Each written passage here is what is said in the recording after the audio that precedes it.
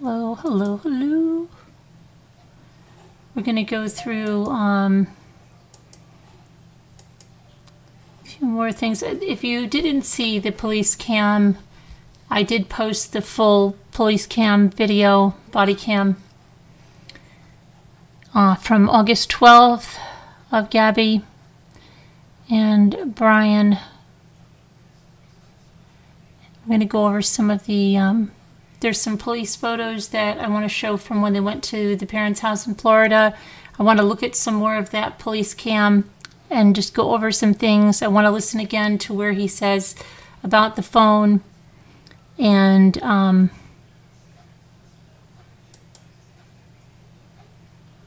have some discussion there. So just hang on one second. I just have to.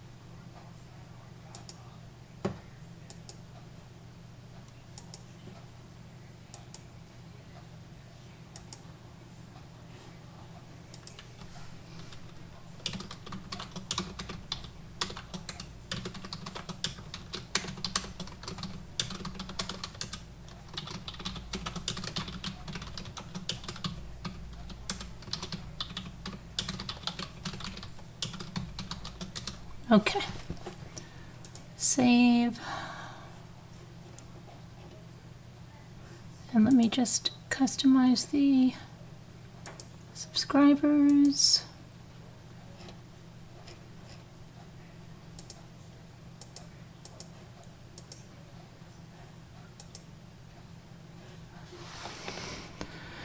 To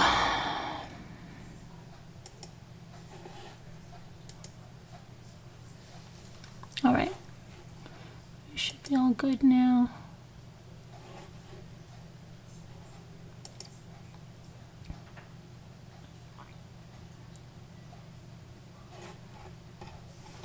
Hello, GB Davida, Two Scooter. How was work today? Not Two Scooter. Davida, how was work today? Two Scooter. Marissa, Jen Proctor, Christy, Al's Pals, Linda Gelb, Gail B, Deborah Van Cooverden, Nana Patty, Mimi. Earthbound Spirit, good to see you. Let's see, Carol Plant and Cheevers.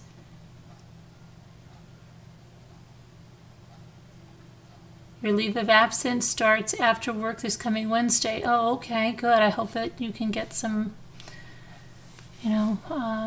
peace.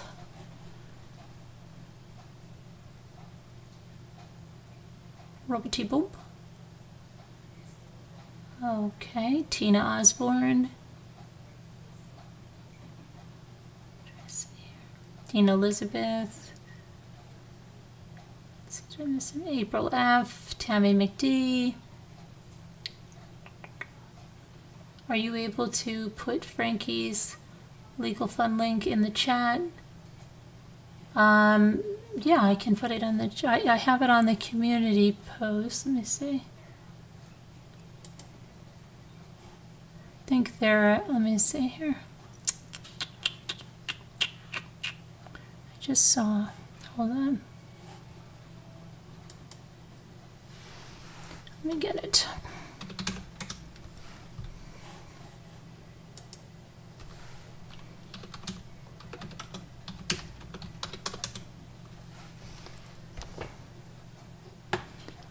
Final countdown.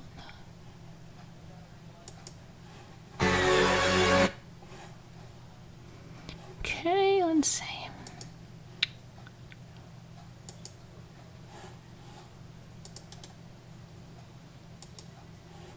5 days to go. 5 days to go. And almost there. Almost there.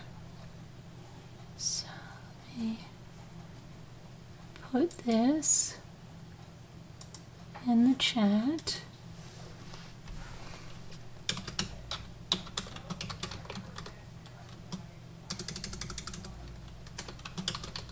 What is going on with my... I think this is what I post.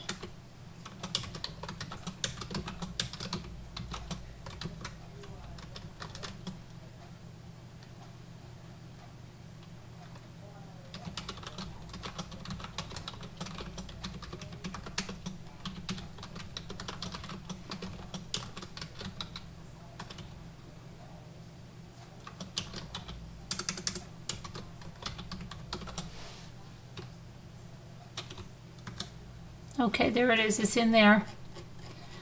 It's in there. Hi, Bergstrong. Hi, Juju Positive. Let's see, Nicole Griffith. Who else did we get in here? Sue W. Easily Distracted.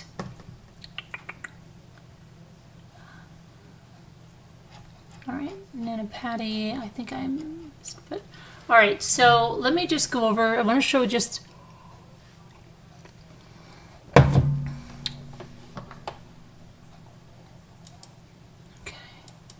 So we have,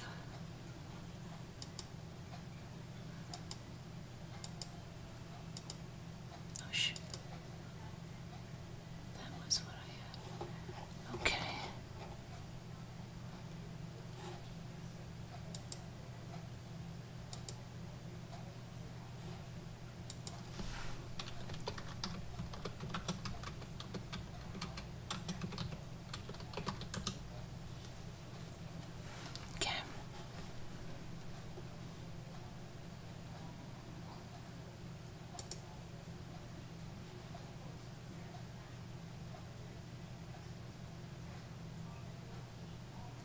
So let's listen to this. The Moab City Police Department in Utah released the body camera footage following an alleged physical altercation between Gabby Petito and her boyfriend Brian Laundrie, and just weeks before she disappeared.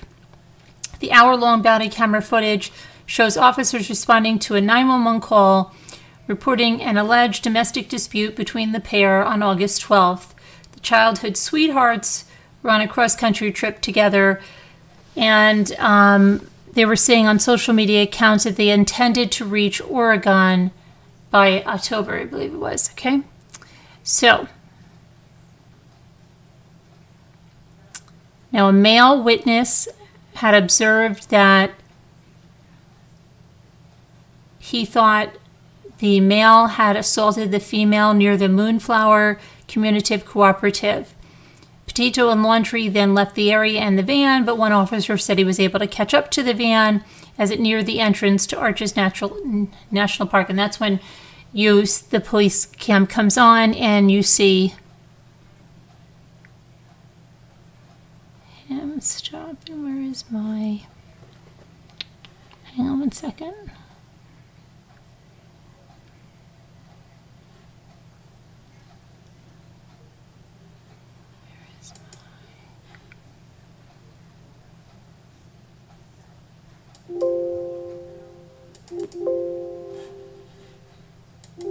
Hold on a minute. What is with this thing?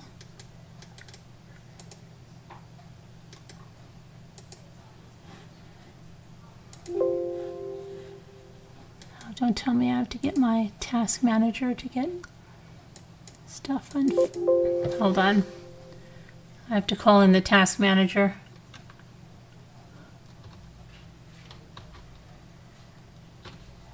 Don't worry about that. It'll be right back. I just had to call the task manager. Because one of these things won't freaking close. Okay. Shut that. Get that away. Good. And get that out of here.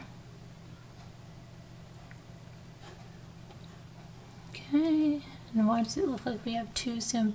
Okay, don't get all crazy now. I'm just going to shut one of these Zoom meetings. If it should be the one that I'm in, I'll just open another one. Don't worry about it, okay? It's not. Good. All right, what other crap do we have here? Let's shut this. Shut this. Too much crap open. Okay.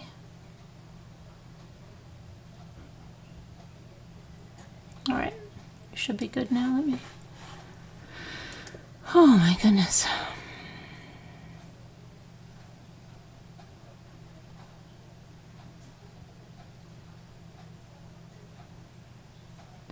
Where's my That's interesting. Okay. Hold on 1 second.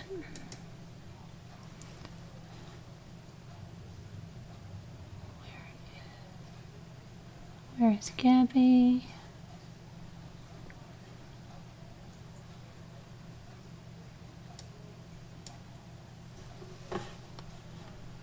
Okay. Let me just get the video here.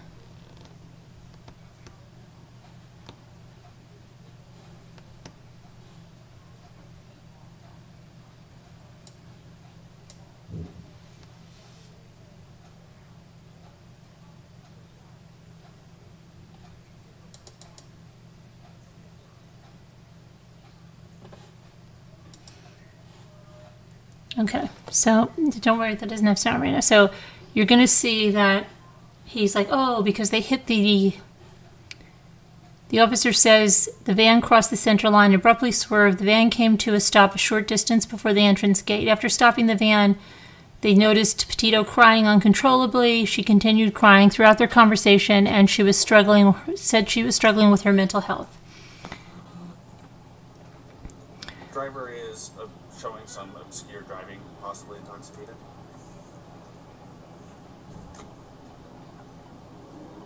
He thinks he's intoxicated. Currently going 45 miles an hour. Zone through here is 25. Oh! Subject says hit the curb. Correction, speed limit is 15. I'm about 3/4 of a mile into the arches, just before the gate. Don't worry, I'm not going to make you watch the whole thing.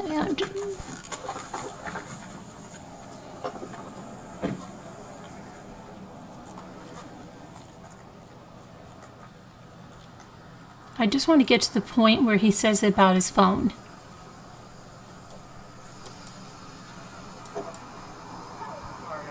You want to place your vehicle in the park and go ahead and turn it off for me? No, park? Oh, it isn't parked yet. Okay, turn off your engine. Go ahead and set your keys on the dashboard, alright? What's you guys' names? I'm Brian. Gabby, Brian? Okay. What's going on? How come you're crying? I'm sorry, we've just been fighting this morning. Some personal issues. It was a long day. We were camping yesterday and camping got out supplies and stuff. I'm sorry. No, I'm sorry I hit the bump there. I was distracting him from driving. I'm sorry. Can I get you to step out of the vehicle for me, man? Yeah. Just hang tight right there. Do you mind if I take your keys and just put them on your hood? I'm so Thank sorry. you. Oh, no, you're fine.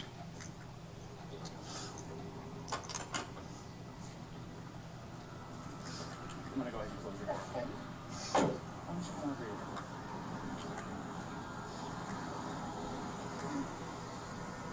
SO229, I have the female that was in the passenger seat separated from the male. Keys are on the hood. You want to tell me what's going on? Yeah, I don't know. It's just some days I have really bad OCD, and I was just cleaning and straightening up the back of the van before, and I was apologizing to him and saying, I'm sorry that I'm so mean, because sometimes I have OCD and sometimes I can get really frustrated. Not like mean towards him. I just like, I guess my vibe is like I'm like in a bad mood. And I was just saying, I'm sorry if I'm in a bad mood. I've just been really stressed. I had so much work I was doing on my computer this morning. What do you do for a living? Well, I used to work at an organic juice bar, but I just quit my job. I was a nutritionist. That was my that's job. cool. And I just quit my job to travel across the country. And I'm trying to start a blog. I have a blog and stuff. So I've been building my website. So I've been really stressed. And I don't really believe that I could do any of it. So that's kind of been like a, I don't know, he's like, I don't know, we just been fighting all morning. And he wouldn't let me in the car before. And then Why wouldn't he let you in the car? Because of your OCD? Told me I needed to calm down. Yeah. But I'm perfectly calm. I'm calm all the time. And he really stresses me out. And this is a rough morning. Well, why don't we do this? Why don't I sit you down in the back seat of my car? You're not in any trouble, okay? I'm not going to be putting handcuffs on you. You obviously don't have any weapons.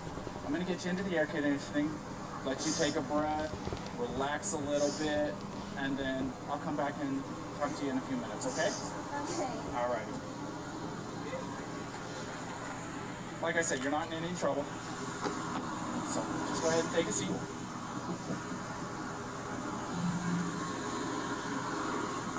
Like your feet.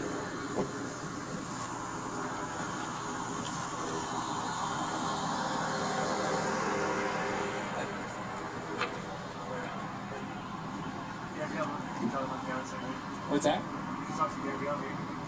Yeah, I just spoke to her. So, you want to do me a favor? Let's go ahead and get you to step out of the vehicle, alrighty?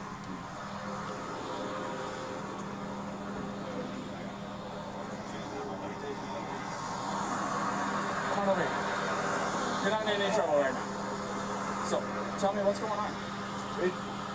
She just gets worked up sometimes, and I try and really distance myself from her. So like I lock the car and I walk away from her. What happened this morning is that she's trying to start up like her own little website blog and everything. So I give her time. We really had a nice morning, and if anything, but she just got worked up as we were trying to get going and get our day going because we want to go like arches before the stuff like that. Okay.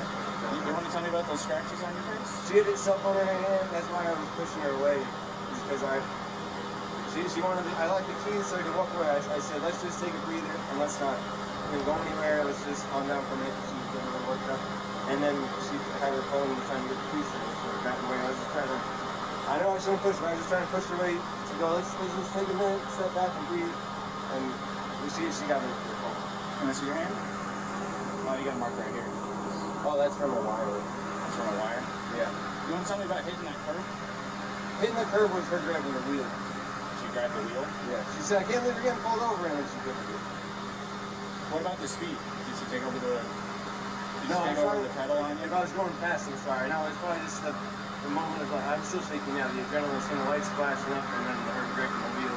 So if I sped up, I'm sorry about that. Or if I was speeding beforehand, I'm sorry about that. Yeah, it took quite a bit to catch up to you.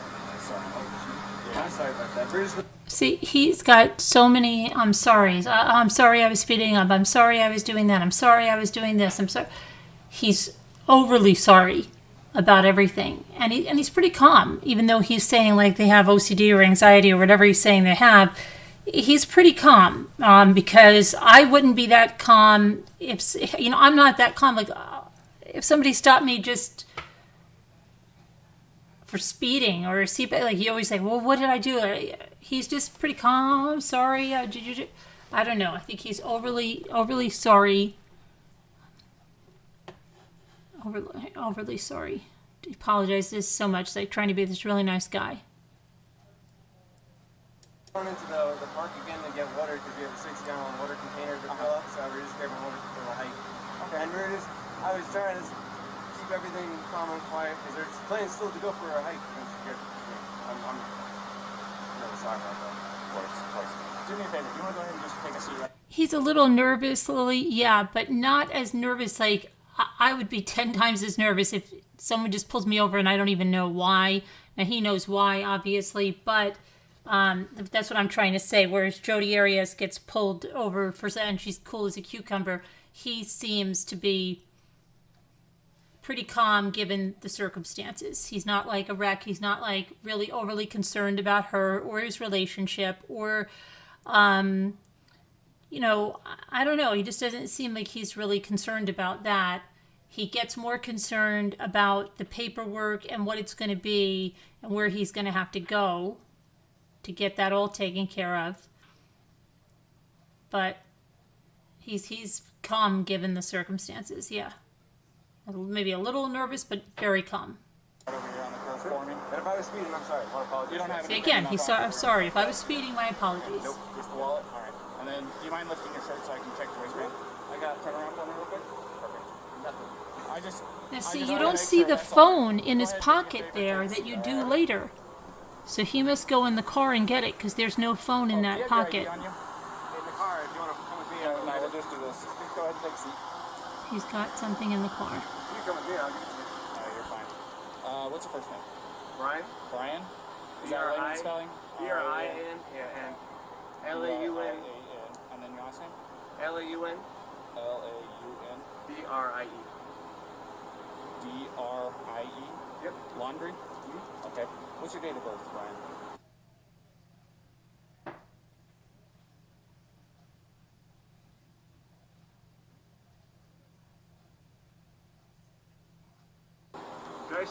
I'll say crisscross applesauce, but can I just sit in the shade? Yeah, see, I'll sit okay. This guy is 33 years old. 23 years old.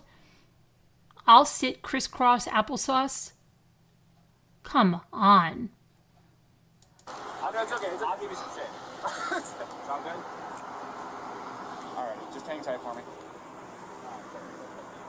SO229. I need a 29 name and date of birth.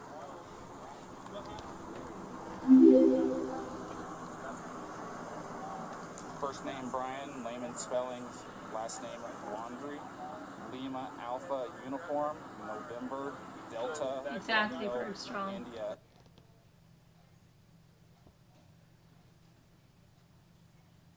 He doesn't say she's really a great girl. It's just a misunderstanding. You know, it's just he.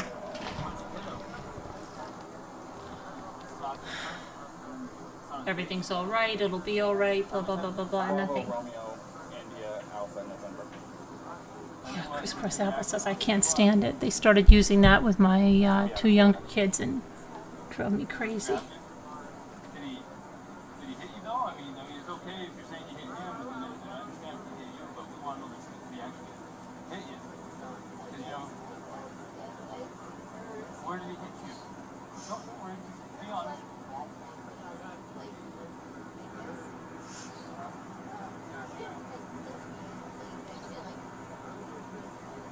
Did he slap your face or what? So he grabbed her face with his hand. Yeah. Go ahead. Okay. So has he been drinking? Okay. What was up with his driving? This officer said he hit a curb. While you're driving? While he was driving, you were hitting him?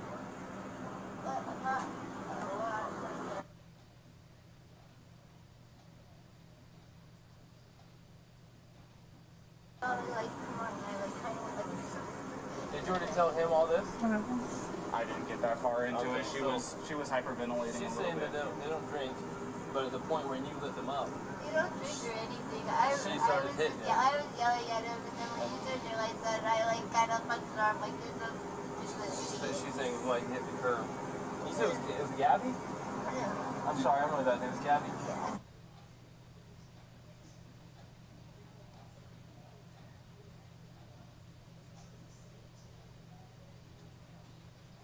Try to meditate stuff, but you tend to have a lot of anxiety and stress. And what's his name? Is it Brian? Is he usually pretty patient with you? Yeah, but it just makes me upset. I know that he does like it's frustrated with me a lot. She said he does his best to deal with her a lot, it sounded like. And then they... Way of taking my anxiety and bringing it down, but my ex-wife, I'm just sharing, I know it's a little personal, but help you understand, we would feed off each other's anxiety and spiral, you know what I mean? And it doesn't matter how much I loved her. It may be bad for your soul, just saying. I'm not telling you what to do with your life, but if you know you have anxiety, look at the situations you can get in, You know what I mean? And we're not here to be mean to you or anything. Well, you know, there's a first time, and then it usually. We'll go see what Brian is saying, but I think you've heard everything now from. Quick question. You said you were hitting him in the arm. Did you grab the steering wheel? No, I didn't. You did not touch the I didn't steering touch wheel? the steering wheel, but only for like a second, because I just saw the lights come on, and it was more just like, you're an idiot. Like, you know. But did you grab the steering wheel and like No. swerve or anything like that? No. I didn't touch the steering wheel at all. I'm gonna go ahead and close this door again. Do you have enough air back here, or do you want me to kick it up some more? Do you have any water? I will see if I can find some. Okay, no worries. Thank you.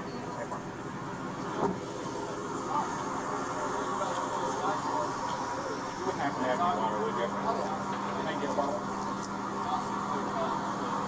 Did you already give a statement to this officer? I got this gentleman here. Yeah. This gentleman noticed that you had some marks up there on your neck. Yeah. And she got some marks on him too. We're just trying to figure out what all happened. And I know you probably already told the story.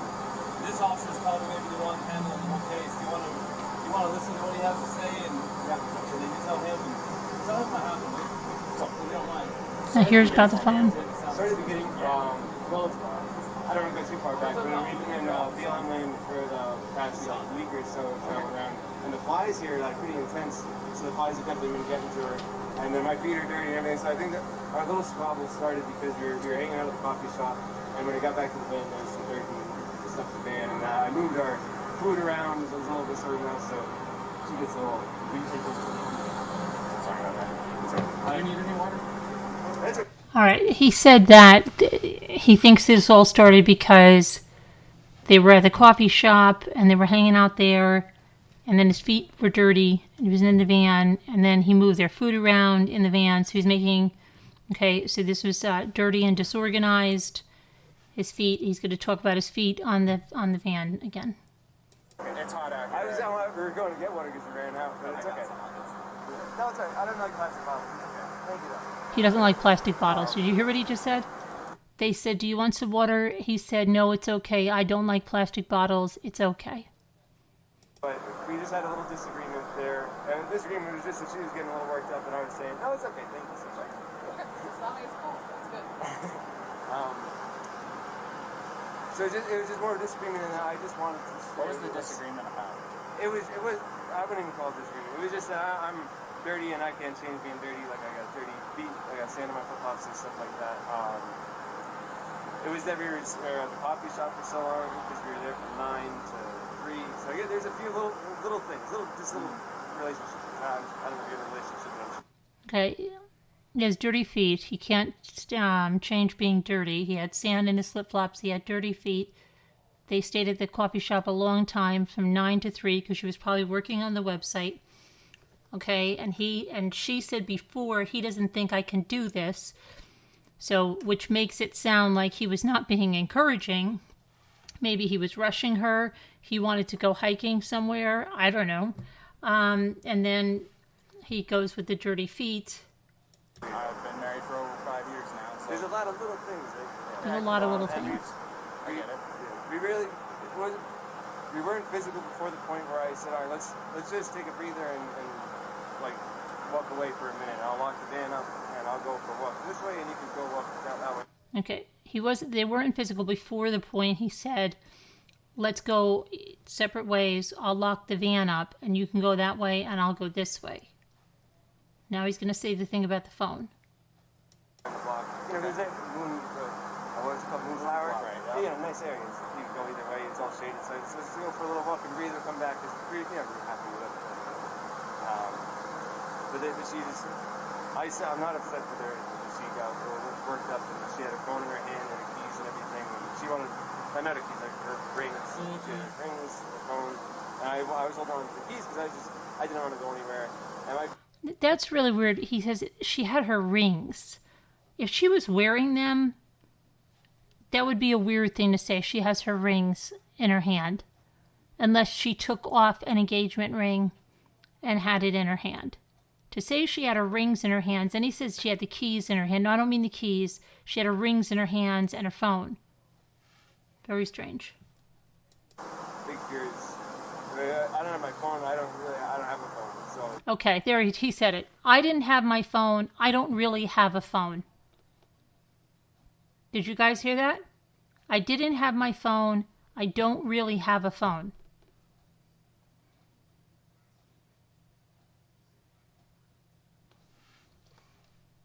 She goes off without me.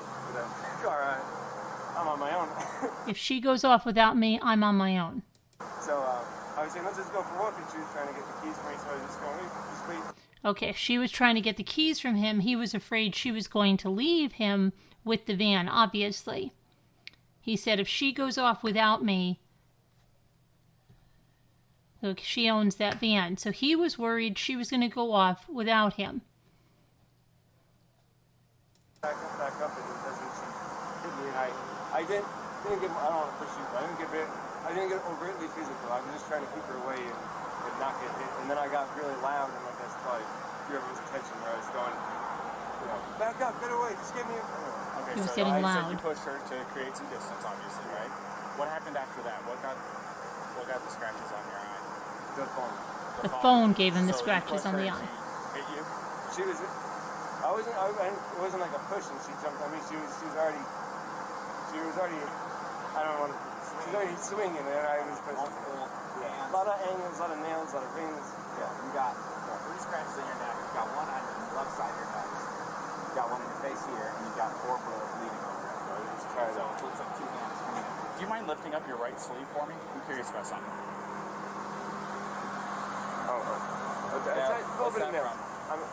I suppose fingernails, but I'm not complaining. I'm not Okay, complaining. I mean, Bruised or tender or anything? here we go. I suppose they're her fingernails, but I'm not complaining. Well, if he was attacked for nothing, why would he not be complaining? What if she just attacked him? No reason. Wouldn't he say, I don't know what, I don't know what's going on with her, but he's not complaining. Makes it sound like he is guilty of something. And that doesn't look like a phone did that to his head. And then he mentions the rings and things and fingernails.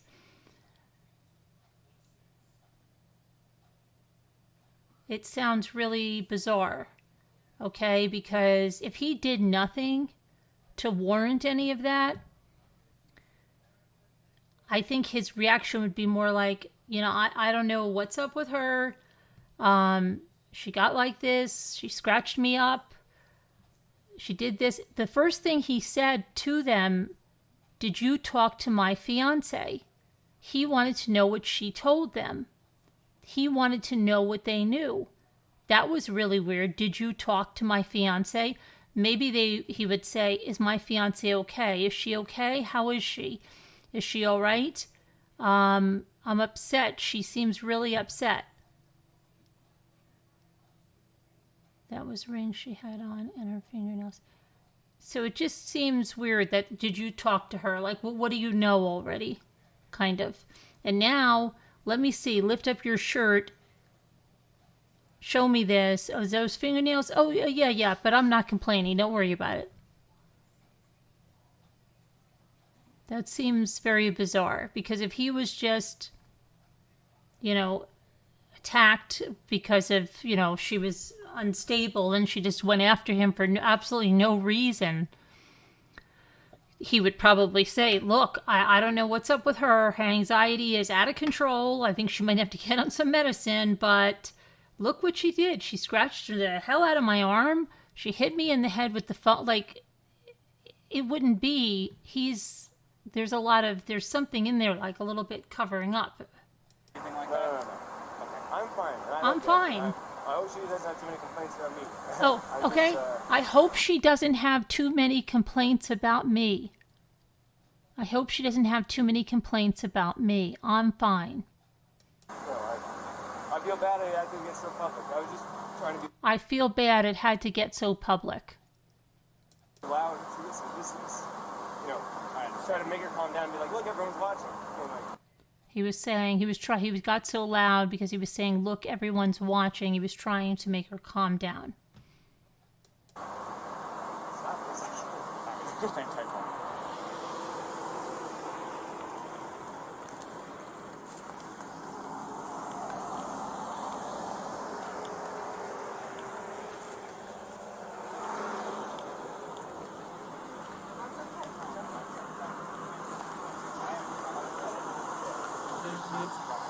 I got a quick question for you, Ryan. Do you take any medications or anything like that?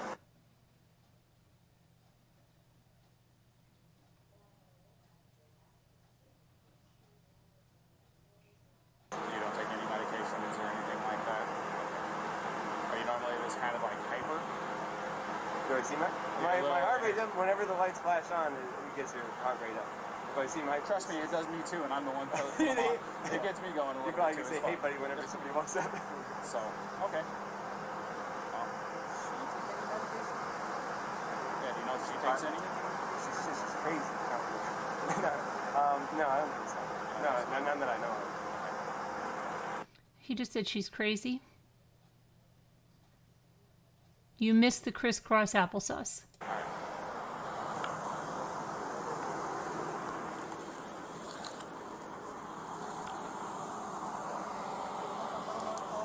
Yeah, she was on the phone with her parents. Her mother, I think, and her stepfather. First name? Gabrielle. Gabrielle, how do you spell that? R-I-E-L-L. And your last name? B-E-T? P is in Peter. Oh, P. And E-T-I-T. I see. Oh. Right, high 61 or fiance. Exactly. You guys both live in Florida, right? Or that's where you guys come My from? license says Florida right now, but I'm from Florida. So that's where you have it out of currently? That's a 29. I need a 29 by name and date of birth. Hi, baby glad. Hi, Jennifer. First name, Gabrielle. Golf, Alpha, Bravo, Romeo, India, Echo, Lima, Echo. Last name, Petito. Papa, Echo, Tango, India, Charlie, Oscar.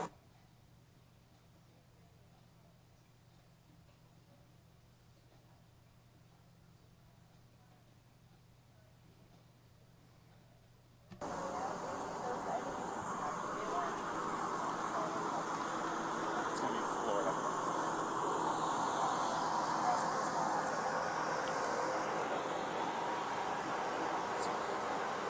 We're just kind of hanging tight for a minute. That's all right. Where does you live? You live in Georgia? Florida. Florida, yeah, was our last address. Florida is our last address. How long you on the strip? 4 to 5 months out. You're up to 5. What was the determinant? What was the thing that was moving on your place? We're going to Orland. Her grandmother's best friend lives in Portland. We stayed there. 2 years ago, we did a water cross-country trip, which we loved. We did in Nissan Sentra, like a tiny little car. So I was like, let's do it better. Let's get a big van. Not a big, it's a tiny van for me. But I said, let's try and do it a little better. And it's been great so far, for sure. But yeah, we're going over to Portland, and I don't know if you're more familiar with it, but Wolfing, have you ever heard of that? W-W-O-O-F-I-N-G. It's called, yeah, oh, you got it. I'm from California originally. Oh, yeah? So, and part of my job, I dealt with employees that were from all across the United States, and Washington, Oregon, California, Nevada, everything you can think of on your level Western. I know most of them. It's worldwide opportunities on organic farms, so it's like a volunteer work-away type of situation where you can work on organic farms. So that's our goal once we get over to Washington. We'll do that from Washington, then down to Oregon, and down to California. What part of California is that? I'm from a town just outside Sequoia National Park. Must have been a good town. You're going to be going through there? We'll get good in the way back towards. Good. But no, it wasn't too bad at all. I just called one of the two witnesses, and I recorded it. You want me to tell you what he said? Yeah. Real quick? you mind hanging with him for a minute? Okay, Mary. So, he said that he never saw the male strike the female. He saw the male trying to lock her out of the vehicle. She even told us that he was trying to lock her out, told her to go take a walk. So that she was trying to get in. She eventually couldn't get in and actually clawed her way in through the driver's door. He says, I don't understand why she's doing that. Well, I think it's because it was the only door that wasn't locked that she could get through. So she's trying to get in over him. He's trying to disengage from her. I guess he hung her backpack on the back probably so she would have her shit so that he didn't have to engage with her. Everything she's saying is the same thing. I haven't heard what he said, but if that's what he said, it's also what the witness is saying. The witness says, I never saw him hit her. I saw him shove her, but I couldn't tell if it was an aggression against her or a defense against her as far as her, being the aggressor. So at this point, unless the guy's screaming that he needs to go to jail and did something to this girl, it sounds to me like she is the primary aggressor. Yeah. Now, the problem with her being the primary aggressor is in incidents of domestic assault, be it a male or be it a female, we shall arrest. Now, that doesn't necessarily mean they have to go to jail. We can do a citation if it meets one of three criterion, which one of them is that we can ensure that they're not going to further risk each other's safety. But the problem with that is they live in the same. Okay, 1 second before, because I just want to go over something else. So, right over here, these are the pictures that I wanted to show. That is,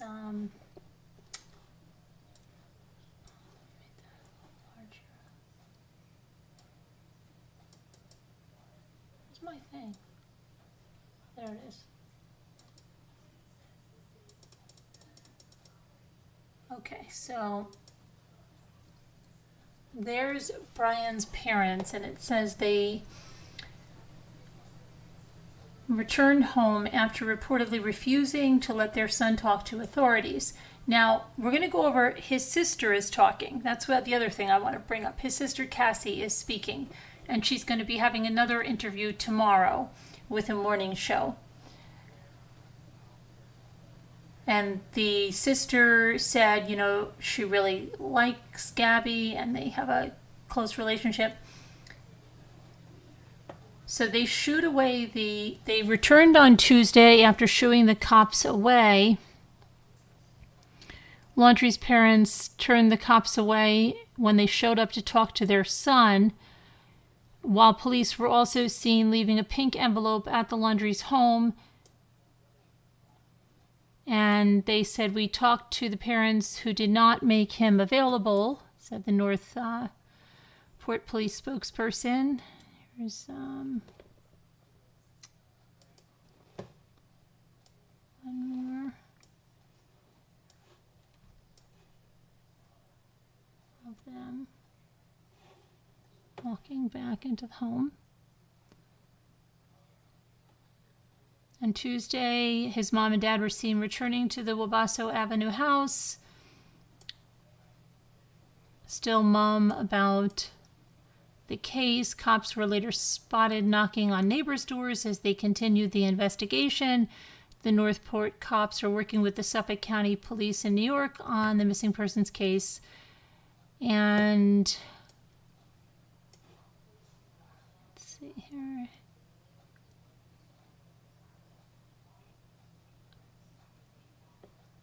And here they are leaving the pink envelope. Okay, so I also want to talk about the sister, then we can go back to the other stuff. So they're leaving this pink envelope. It doesn't really look like an envelope. It looks like a pink. It really doesn't look like an envelope. But no soliciting. Okay.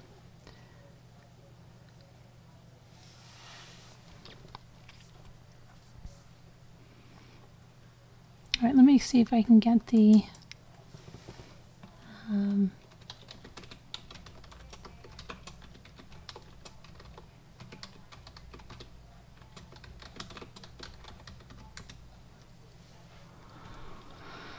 okay.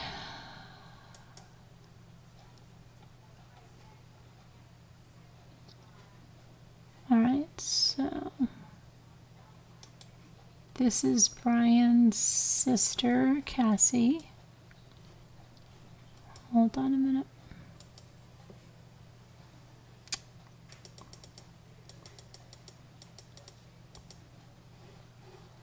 Okay. There she is. And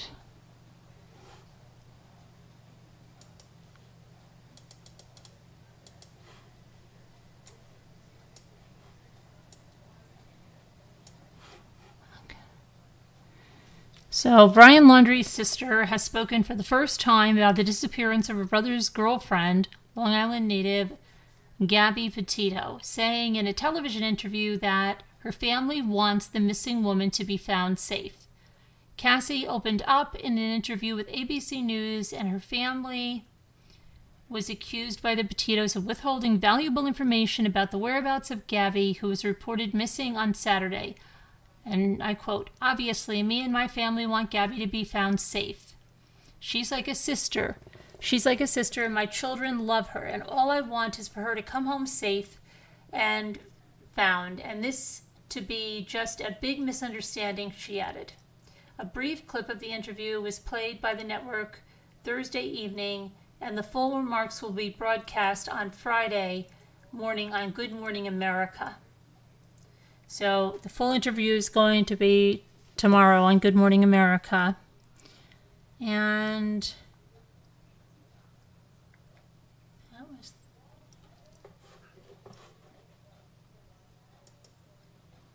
what I wanted to pull up there now. Let me just pull up. Where's my... Put back to the police camp. That's what I was going to say. The other part of it is... There was actually an injury, too, to the victim, which is him. Right, and I'm getting conflicting stories about why we hit the curb up here. What did he say why he hit the curb? Well, I watched... This is what I saw first. Saw him cross the double yellow. I was doing 42 miles an hour. I was, I don't know, probably 2 car lengths behind him, tapping my wheels at him, trying to get his attention. They knew I was behind him. And then after he crossed the double yellow, merged over into the right lane, and then out of nowhere, just boom, hit the curb. So did he tell you why? He said that she grabbed the wheel and turned it real hard. She said that she was hitting him in the arm. So...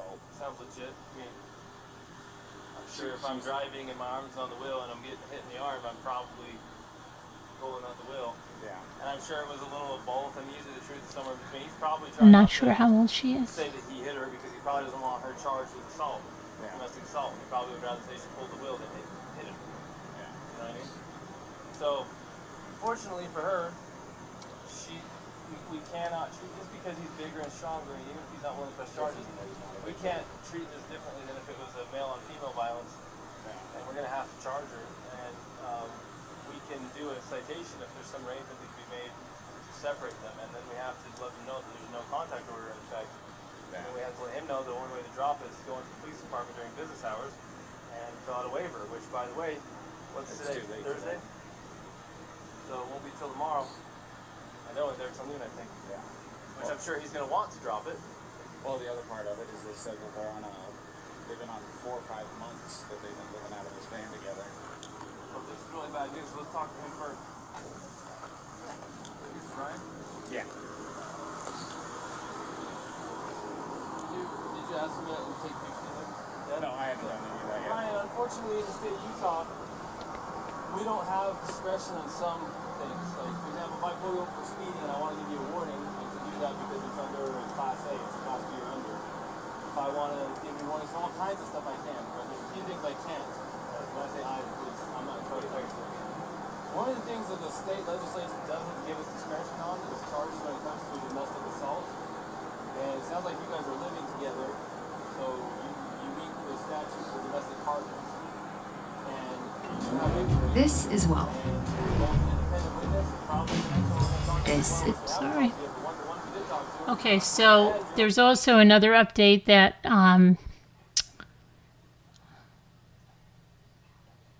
protesters carry signs to the home of Brian Laundrie urging him to speak with the police.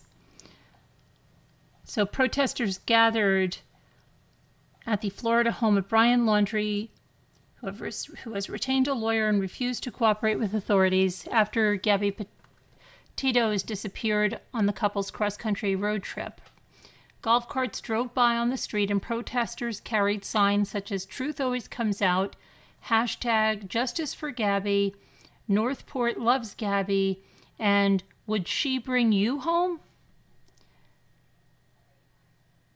We're standing up for somebody who's lost, that's in our city, and we're a big family in our city in Northport, and we are definitely going to do whatever we can to help the family find their missing daughter. One protester said that on Thursday to the press, "We all have children. If it were our child, we would want everyone to gather up and help us find our child, so we'll do whatever it takes." Other protesters chanted outside the home, "Where's Gabby?"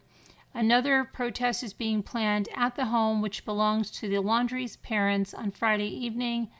Laundrie returned to the home on September 1st with the white van that the couple was traveling in, but without Petito. He was named a person of interest in her late August disappearance on Wednesday, 4 days after Petito was reported missing, and the van was taken by authorities from the family's home. So, 1 second here. And this is some of the protesting that's going on over there.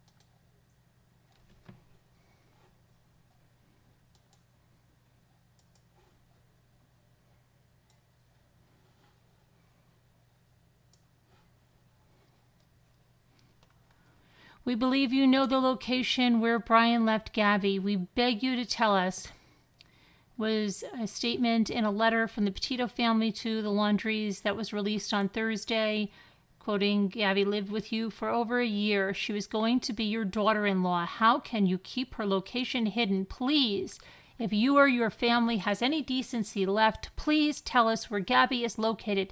Tell us if we're even looking in the right place." The Laundries have remained almost completely silent, except for Brian's sister, Cassie Laundrie, who spoke to ABC News on Thursday, saying that she hopes this whole thing is a big misunderstanding and that Petito comes home safe.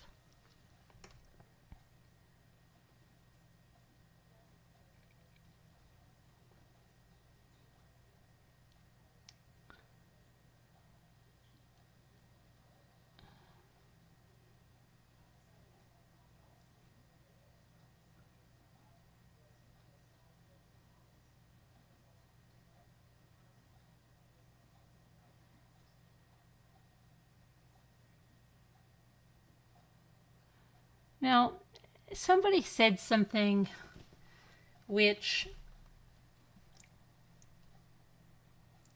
I had wondered about too. Then they wrote a comment here and it says, "What if it's a publicity stunt? I know that sounds nuts, but they wanted to be travel vloggers, and in these days of rich, famous social influencers, it's been done before. If he didn't kill her, what other choice is there? She will magically reappear when they pushed it as far as possible. I hope it's true because it's a much better ending than the obvious one." And that is kind of why I was hoping for that too, because the ending would be much better than the other. But I don't think that's the case.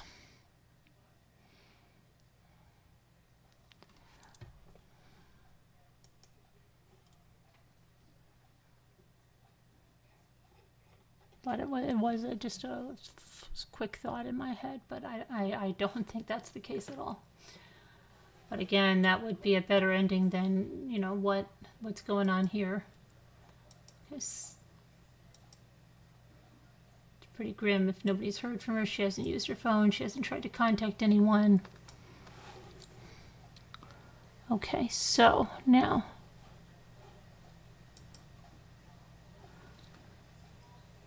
I don't think she would, Susie. I'm just saying it's probably crossed people's minds. Hi, Deb on the move. That's how I learned. Yeah, I don't think she would. I was just, it's kind of maybe gives you a little more hope. Maybe it was because it seems, dire now. She's been out there with, in the wilderness with all that stuff, and we don't know. I guess she doesn't even have her phone because her father didn't mention it.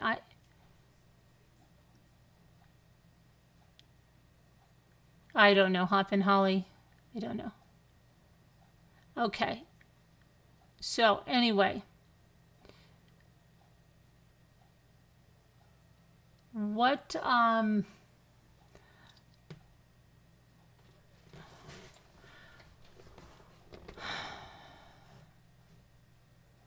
do you want to watch some more of the police cam?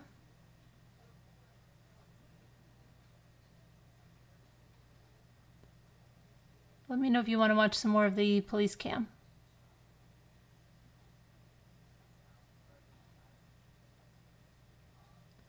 Her favorite book is about a serial killer.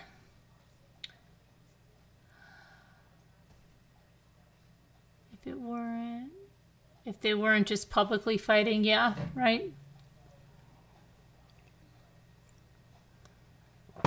Okay. Let's look at some more of the police cam.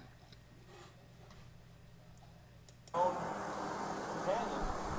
have made it clear that she was the primary aggressor and that she was striking you and you just received injuries. You haven't admitted to striking her. She has not admitted to striking her. The witness did not see you strike her. So at this point, you're the victim of a domestic assault. That even if you didn't want to pursue this, we don't have a choice. The best thing we can do to not, the law says we have to charge her. It doesn't say we have to put her in jail. Okay, but it also says we have to separate through a no contact order, and we have to put her in jail if we cannot separate. And the little problem here is you guys are out of Florida living in the van together. How are we supposed to separate her? Now I don't want to take this small 20, what is she? He's a 22-year-old blonde hair, blue-eyed that you could definitely defend yourself against, but at the same time, we can't say because you're a male and she's a female, we can't treat this different than if you were the male hitting her. Or we got to treat it the same. Yeah, no. So she's kind of in a tough spot. So unless you have an idea about how she could not go to jail and be separated, you have friends in town, somewhere she could stay. Tomorrow, if you want to, it's up to you. You can go to jail. You can't because we don't have a charge for you. Now tomorrow, if you wanted to be with her again tomorrow, Take your break in.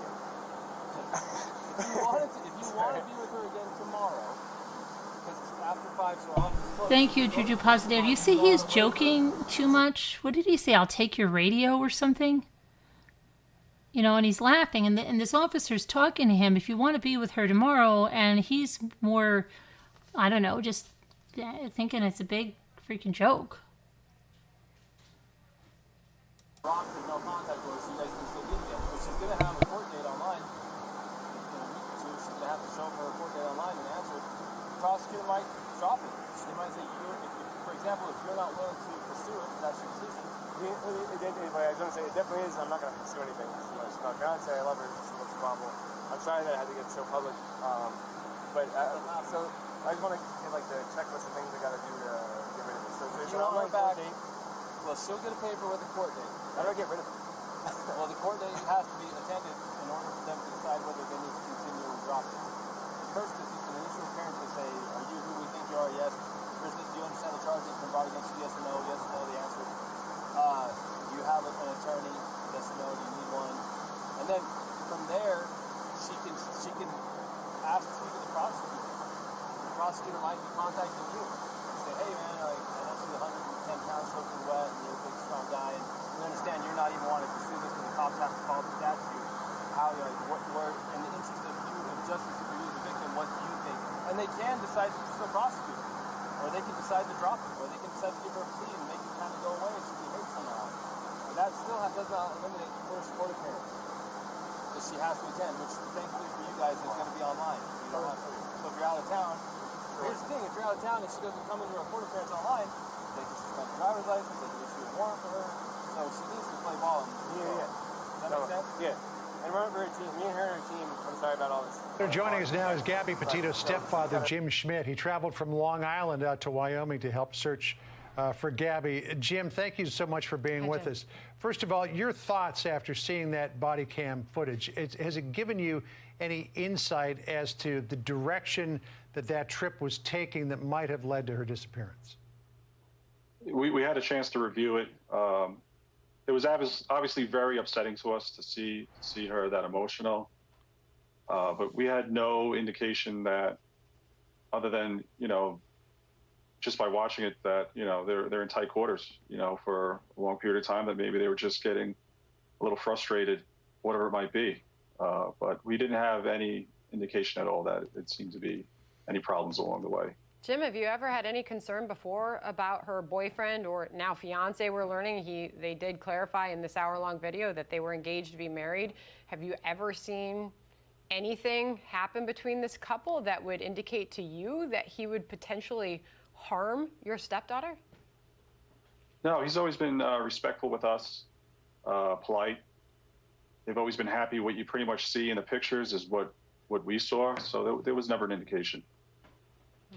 So you've been there in Wyoming for a couple of days now, Jim. Give us the situation on the ground there. We have heard that there are reports that the couple was last seen at Grand Teton National Park. How certain are you that may be the last time that they were seen? And is there actually an organized search going underway now? We are pretty certain that this is where her last location was. She texted her mom, said we're up in Grand Teton area. They were heading through here on their way to Yellowstone. They had some stuff planned for this area, and we just have a feeling that this is where they were going to be. And this is the place that we felt that we needed to be once we realized that was one of the last couple of text messages my wife received. The police, law enforcement agencies, they're all working together out here. They're all actively investigating any lead that they have. Right now, we're just here to support them and help them with anything they may need. We have family and friends in New York and Florida, but we didn't have anybody out here. We felt the need to be out here and be present, and put faces with the family, and get out here and just be present. Jim, our hearts are with you. We can see how difficult this is for you to talk about this at this moment, when all your goal is to get her picture out there, have people see her face so that they can call that tip line if they have any indication she walks by them, or they see her in public. So our hearts are with you and your family. Can you fathom why her fiance would not cooperate with law enforcement to help find her? Do you have any idea in your mind why he would not be answering questions or helping find her? It's absolutely mind-boggling to our entire family and friends that you are on this cross-country road trip. You've been together for so long. Every picture, every video we see seems to be that you're enjoying yourselves. You say she's the love of your life. She's missing. You were on a trip with her, but you have no comment. You have nothing to say, and you're hiding behind an attorney. I understand the constitutional rights that people have, but you have pieces to this puzzle that we need to find Gabby, and you're withholding them from us. And whatever the reason may be, you need to come clean and come forward, whatever it is. Whether something happened or it didn't happen, I don't know. But you have to start talking. You have to tell us. Every day that goes by, it's another piece of us that is just falling apart because we don't know where she is or what's going on, if she's safe. It's unspeakable. It's terrible. So, Jim, just in terms of the area where she may have been before the couple obviously split up and James Laundrie headed back to Florida, you're there in Wyoming, where you say you got a text message from. It's my understanding that the last confirmed sighting was in Salt Lake City. There was also a text message that was apparently sent to her mother, Nicole, that said no service in Yosemite. Do you believe that she actually made it to Yosemite, or could that have been something else? As far as we knew, there was never a plan to go to Yosemite. The plan was to come up through this region, come through the Grand Tetons, and travel up through Yellowstone. You know, there was talks of, they were going to finish up in Portland, Oregon area to visit a family friend. So to receive a text message saying Yosemite, it's like 800 miles the opposite direction. So we're looking at the timeline now from when now we know that Van and Brian were back in Florida on September 1st, and those text messages received on August 27th and August 30th. It's a good 36, 37-hour drive if you drive straight through from this area to get back to Florida. You know, that time frame, it just doesn't line up. It's really calling into question who sent them. Was it her? We're really questioning it now. Final question to you, sir, about your stepdaughter. And she seemed to be very open and wanted the police to know in that moment that she suffers from mental health issues. She was very specific. She said she suffers from obsessive compulsive disorder. She said, I've got a severe or extreme, I can't remember the word she used, OCD. Is there something you want people to know about her mental health as she is still missing, as that would pertain to the search, or how she might behave, or where she might have gone, or how she might act when approached?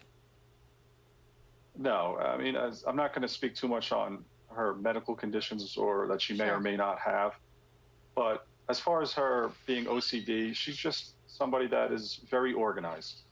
She's always been very organized, and she was working very hard on her social media, her YouTube channel, getting her website going. And knowing Gabby, she's creative and she's an artist, and she's always very organized with everything. And she likes to keep things that way. So that's how I read that. But right. Well, Jim, we wish you a lot of luck in your search efforts. Her online court date, she's acknowledged that she's hurt, and then she's got the one for the. Well, there's automatically right now there's something called a no contact order in place. From this point forward until tomorrow, if you wish to drop it, you have to go to the 217 East Center Street, Long City Police Department. I've got all the paperwork. And you have to ask them to give it to you. You want to fill out a waiver that you're requesting a waiving of the contact order, no contact order. No contact order means she cannot come into contact with you, she cannot talk to you, she cannot text you, she cannot go onto any premises you're occupying, she cannot go to your vehicle. And until you drop that, or until a court date, if you don't drop it, it'll stay in effect until midnight on the day of court. And then that gives you time to get protection. Protective order, a long-term one, if you feel like you need one. It sounds like you don't even want this one.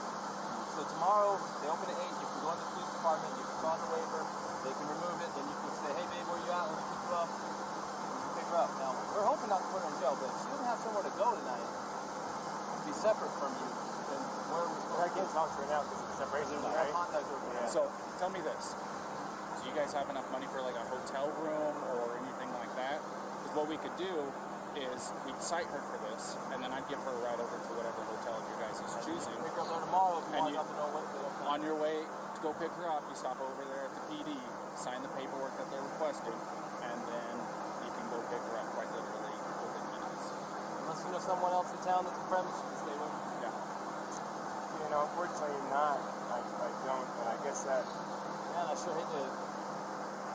I don't want her to go to jail. Well, if she goes to jail, it's like that goes down somewhere instead of her going to a hotel, right? If you get a citation, it would be. It kind of depends. So if she goes to jail, they're gonna book her. And they'll take her fingerprints. It's gonna go on her criminal history. And then if they don't convict her, then it will just show that it was dismissed. It'll show up in her criminal history, but the charge was dismissed. If she was found guilty, it'll show up that she was guilty of domestic assault. But the charge itself will show up on her criminal history until she gets the expunged. Now, even if we give her a ticket, we're still going to take a fingerprint, and it's still going to show up. Either way, it's going to show up. There's no way around a Class A. Or is this Class B? This is Class B. But they do require a fingerprint on it. Yeah. Okay, so, The other part is if you contact her or she contacts you, she could be charged with a Class A, well, which is a little bit different, but it doesn't come. if you were to contact her and she responds to you, then she could get a new charge for violating no contact order doesn't restrict you, it restricts her. So if you go talk to her and we find out and you're not in trouble, she'll be in trouble. So you need to be interested. Does that all make sense? No, I'm getting it all. It's a lot, really quickly. No, I again, I'm understand. getting it all. I'm just trying to figure out a way through it. You don't know anyone in town? You guys been around long? No, I don't know anyone in town. If she went, I don't think CK will take her to see the aggressor. No. There's a women's shelter. I'm curious. You can find out. Say, hey, she doesn't have nowhere to go. if you did the citation, like say she drove off in she could drive off in this car. We could give you a ride somewhere. Then I got my backpack. Sucks for you. I got my backpack. You can spend the night. You want to drive me to Delicate Art? Does she have a good driver's license? She's a driver's license. Yeah. Yeah. Trust her with your vehicle. Yeah, she can. Well, then you'd kind of be homeless for the night. And man, I can't talk to her at all.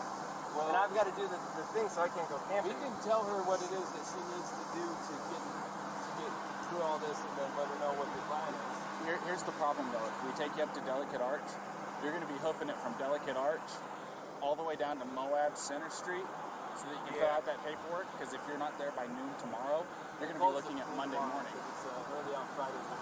Yeah. You'd be looking at Monday morning before you could actually see her again.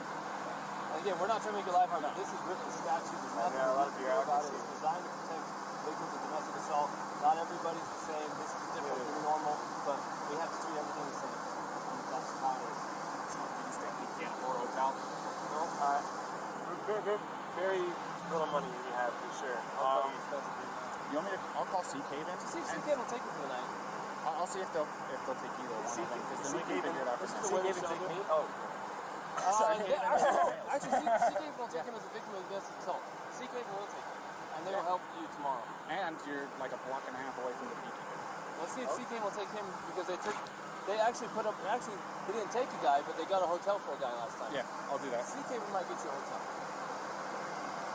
Now, what she does... I'm happy sleeping outside in a sleeping bag. No, we don't want that. I think CK will get you a hotel. If you want her to have the van, we don't care. It's up to you. But it doesn't look good.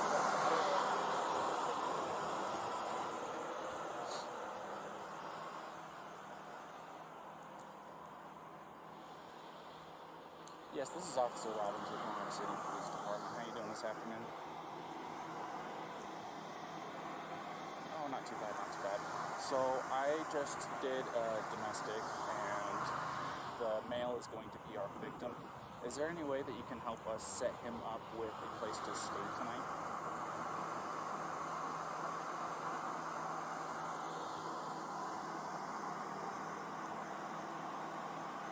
Okay. 1099, yeah. Yes, please. Thank you. Well. Alright. So, the after hours guy isn't there at their office right now. He's gonna run from his house over there, and we're gonna get you all lined up. Don't worry about it, this is the phone call that they wait on, so don't feel like you are making anybody do anything extra on your behalf. So, we're trying to make this as easy as possible. We're not wanting to take her and book her or anything like that. No, I really, really appreciate it. And I know how rough this stuff can be. Like I said, I've been married for 5.5 years. You know, believe me, if I were to say that me and my wife haven't had our share of spouts, I'd be lying to you. She lives with anxiety. I live with a woman who both of has us are anxiety. really... I know. Her anxiety elevates my anxiety. And sometimes it that's why I'm like, I gotta walk away, I gotta breathe, and looking it backfires even then. You know, but... I'm not going to try to sit here and give you life advice. You've been on this road for almost as long as what I have. There's nothing I can tell you that's going to really make a difference. But at the end of the day, I'm sorry that this has happened. I'm sorry that it went to this extent. No. I'm sorry. I'm sorry. Can I get my key and make like a little bag? If you can drive me somewhere? Yeah. Is that alright? Would you mind watching it for me? Yeah. Yeah, just if you don't mind doing it from over here, we don't want you to get hit in the road. Okay. So.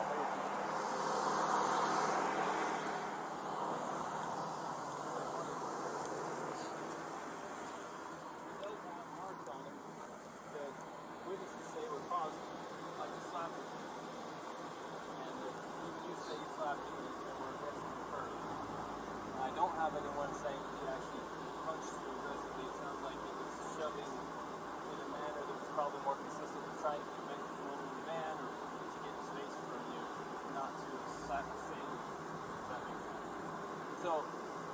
tables were turned and he was beating on you and you were shoving him, of course we're going to look at it like, oh, of course she's defending herself to get away from this guy. But we're kind of looking at it the same way with him. We have to treat both fairly, even if he's a bigger male and you're a small female. The law doesn't say, hey, Officer Crown, Officer Robbins, you can treat people different based on gender under the sanction you can. Even if it makes no sense, we probably could not physically destroy this man with a heart to do. This is Officer Robbins. Hey, how's it going?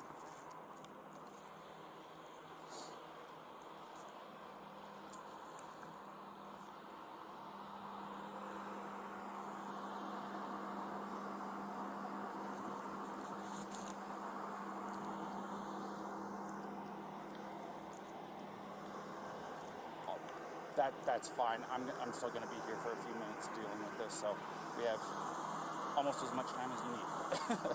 So, his name's going to be Brian, B-R-I-A-N. Last name Laundrie is L-A-U-N-D-R-I-E.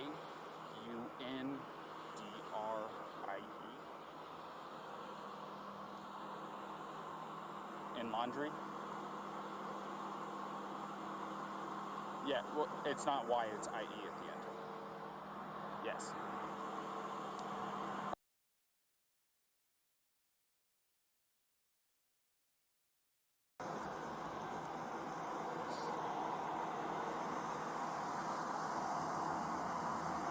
So they were at Moonflower, the organic grocery store down the street from you guys, and they got into a heated argument. Both of them were saying it was over petty stuff. He told her to take a walk so that she could cool off. She refused, broke into the car after he locked her out of it. She started trying to slap and scratch him. He pushed her away. They both got in the vehicle, took off, and I found him out here next to the bushes.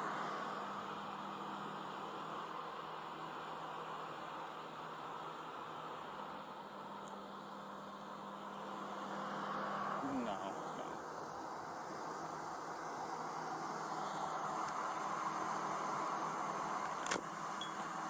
Well, we are charging her with domestic assault.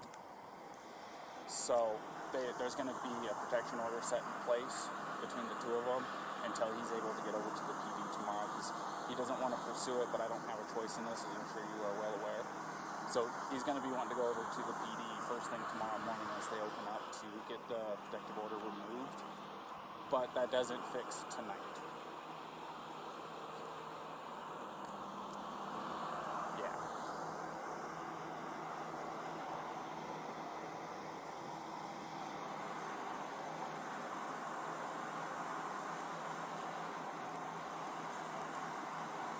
We're both hopeful.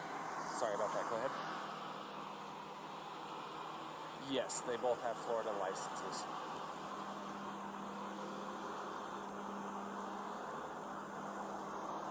Of course.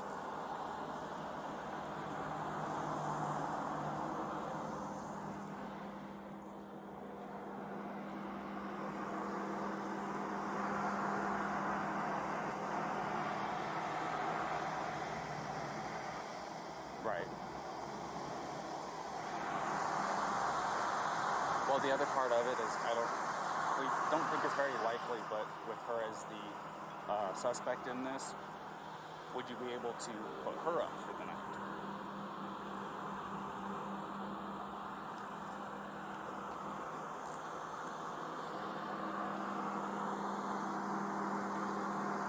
Okay. I figured I had to make sure I at least asked. It's better safe than sorry. So I didn't know if that would make your life any easier or any tougher on it. So.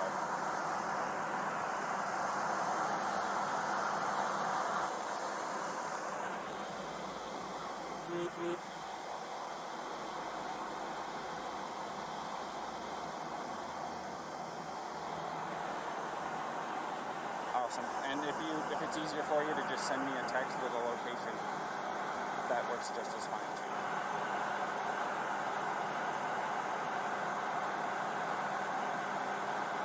Alrighty, sounds like a plan. Thank you. What did you say your name was again? Pete or Philip? Phil. Okay. Okay. I'll talk to you later. Bye.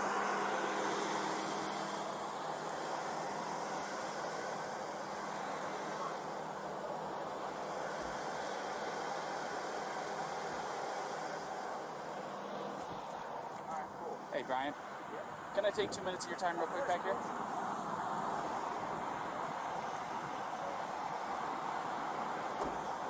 So, because there was an assault that took place and you were obviously showing signs of the strikes, do you mind if I take pictures of the injuries that you sustained? I know it's not super severe. I mean, you want me to call, I mean, I can call the EMS if you want me to.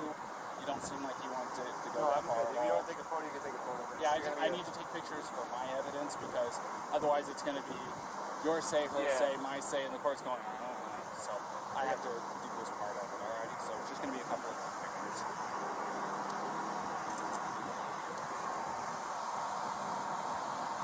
Is it okay? Like your phone, do not have Yeah, where it is? yeah, they're- Without going for it, where Yeah, is it? just hang it. Go ahead, Yeah, go ahead and tell me if you don't mind me grabbing it. I can grab it because it's like, it's in a spot. Why don't I go with you? Where are we going in the car? Right face, neck. One of his ring fingers, I think, has got a scratch on it.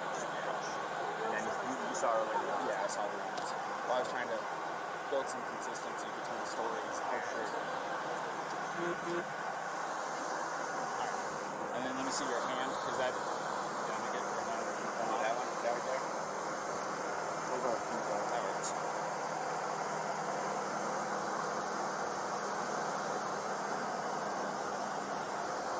It could have been a pot. It could have been a... I know you said this is from a wire, but I'm going to take a picture of it just in case, and I'll document that you're saying that's from a wire, not from her. It's just I want to document everything, you know what I mean? And then your right arm.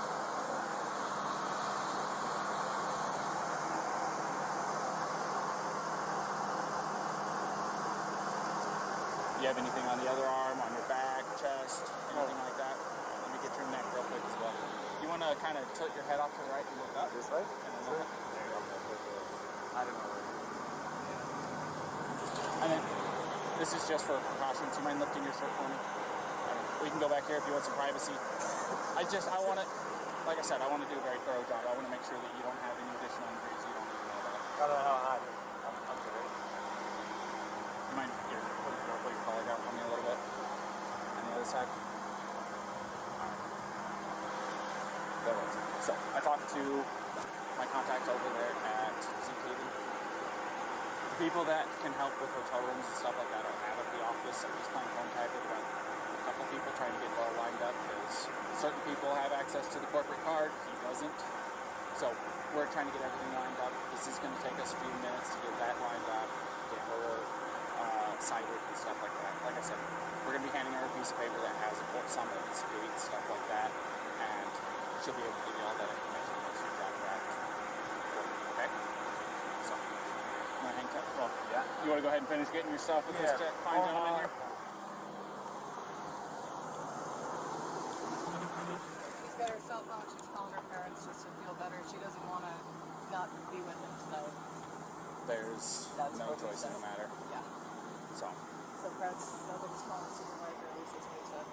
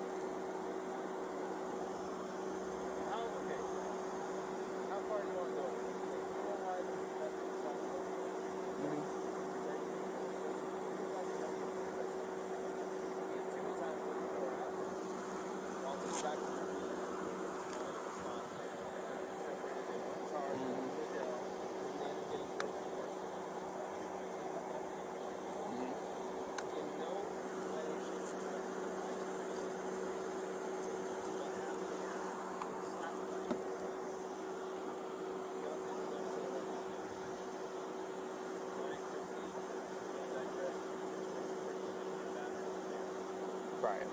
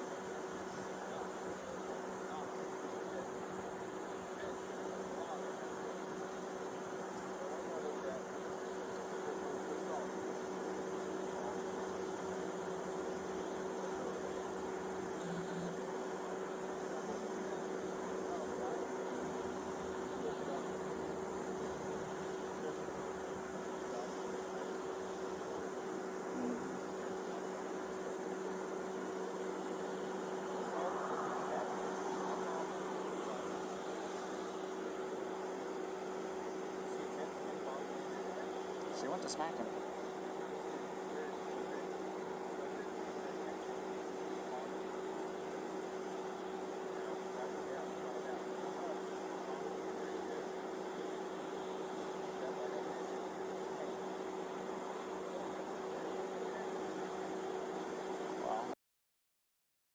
Nicole, to answer your question, Gabby went with the van. They gave her the van. They put him up with Safe Haven somewhere. But you'll see. You'll see all that. He's got a swollen right eye, scratches. So we gotta go find it.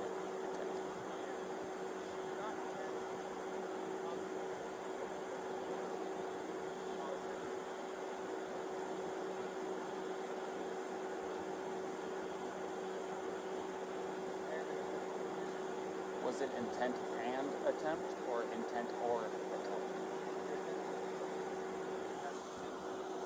Sure. My attempt to get basketball.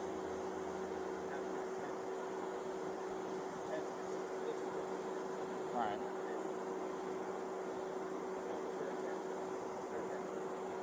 You go ask her what her intention is. Slap her. She says,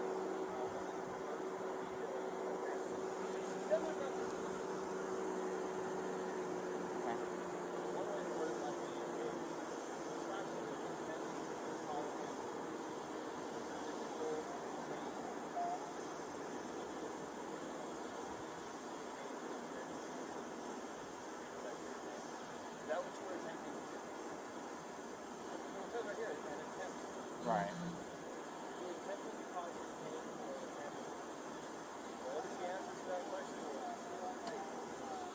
the only way you know what her intent, what she was attempting to do is by asking her. Right.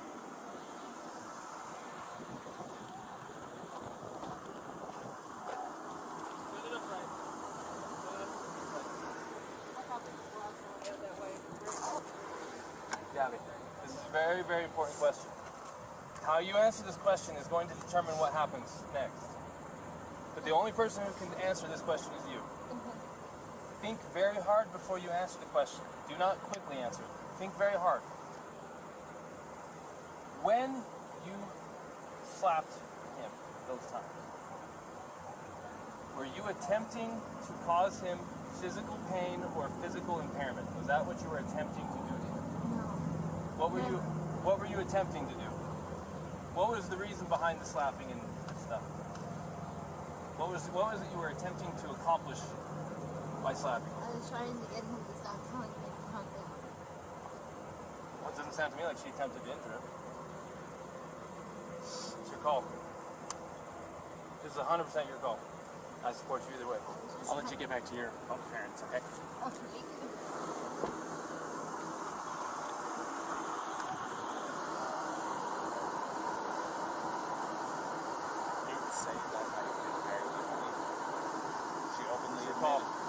She openly admitted to me earlier that she was striking him in the arm. Or he said that she was striking him in the arm. He said she was, and that's what caused him to hit the curb. She said that she got hurt. I might have this too much, like probably. No, she said that too, that she started distracting him by hitting him, and then he probably looked at her, and that's why the mark found the window side. And she said it was her fault that he swerved because she was distracting him by hitting him. But she said she didn't try to hurt him, it wasn't malicious. She thought that he wasn't listening to her.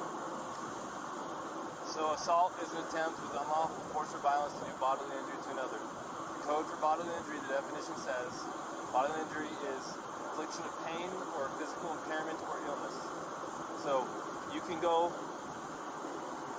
Now I'm recording, and society and the judges and everyone can judge me for this. I am looking at a 110-pound female and her fiance who have no means to be separated. He doesn't want to pursue it. She's not a threat to him, more than slight abrasions from her fingernails. I don't care if we use the actual letter of the law to not charge, but I also don't care because it literally does possibly make perfect sense to go full-on domestic assault and do the whole thing. This is your opportunity to make the decision. Let's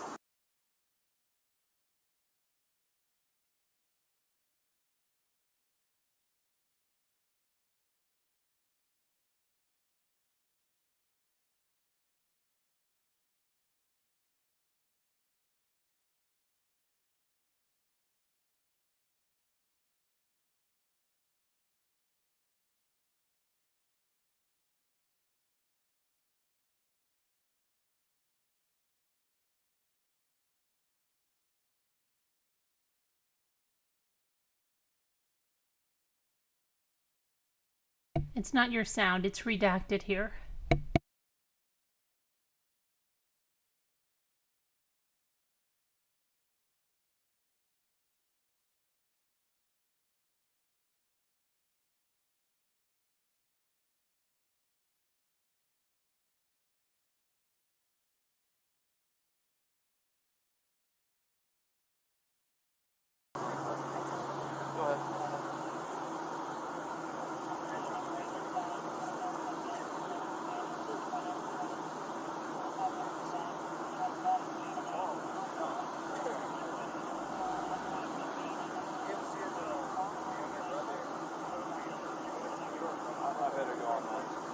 You got this? I'm making this decision. I'm going to cite him. I'm going to go follow through the first. Would you feel more comfortable handling that guy? Yeah.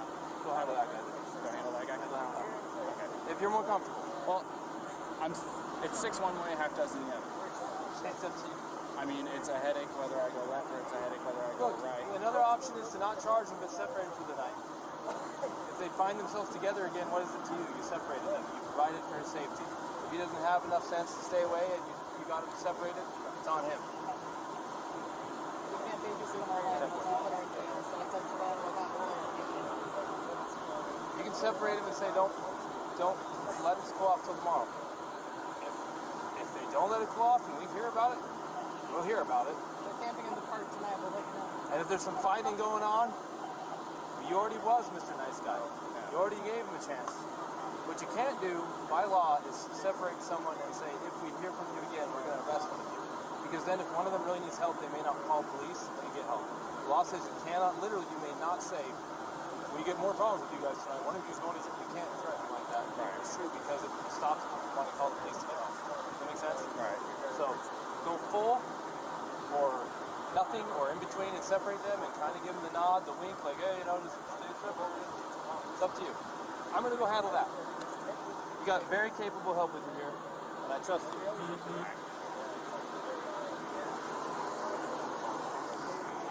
I will. Alrighty, man. So we're still going to be going through. I do need some things from you, though. Do you mind if I get a picture of your driver's license? Yeah, of course. I was thinking it was in parts like that. This is me. Uh-oh. I know this man has hair. You said that this is still your mailing address, right? Mm-hmm. Still the right way. Alright, and then... Ryan, what is your phone number?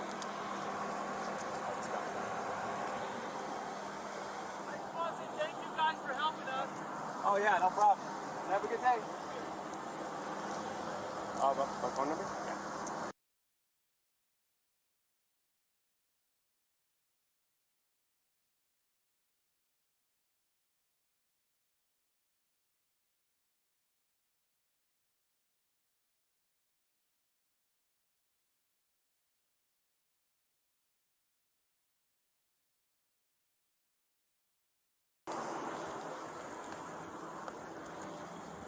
Alright, Gabrielle. Can I get your phone number?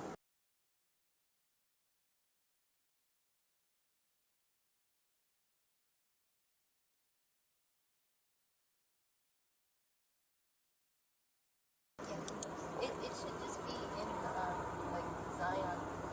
Okay, do you have any problems with me taking a picture of it? I have to have IDs and stuff like that for my investigation. Here. So, this is what I'm going to do. I've decided I am not going to cite you for domestic violence battery, okay? It was only going to be a Class B misdemeanor. However, the domestic violence portion of it enhances it. Makes life a major pain in the butt, especially you're 22, right? So I'm choosing not to cite you today. So you are not going to be charged with anything. Alright? But this is what I do have to do. I am separating between you tonight. Okay? I want you guys both to be tonight away from each other, relax, breathe, crying, because there's no reason to be crying now, okay? I understand that this can feel like it's a nightmare, but you're coming out as the golden flower on top of it, okay? So, you're going to be taking the van tonight, and you're going to go somewhere else. I am going to get him lined up for the hotel room tonight. I want you guys to stay away from each other. For both of you guys the same. From what you told me and what he told me, you guys have a bunch of little things that are building up, and finally the little string that you guys were tight walking on the road tonight. Does that sound about right? So, I just want everybody to breathe, get a chance away from each other, go eat a meal, talk to your parents, whatever it is you gotta do. In here?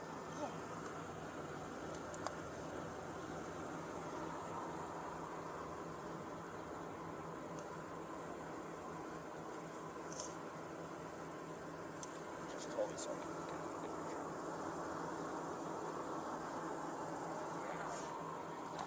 So, like I said, that's what I'm going to be doing tonight. Hold on. This is Officer Robbins. Oh.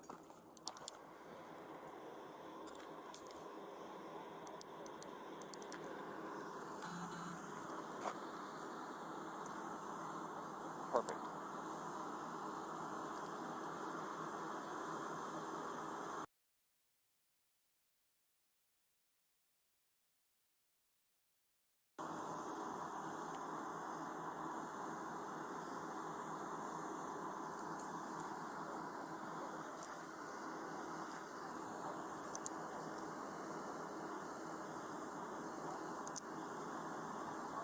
Awesome. Thank you, Phil. Is this your cell phone that I called?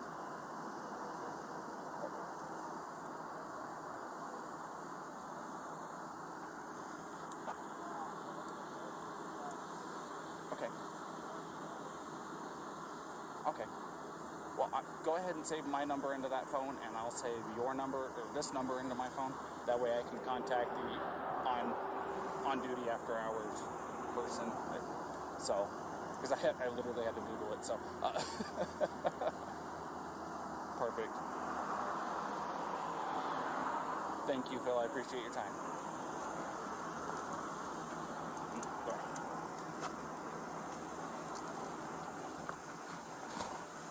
Alright.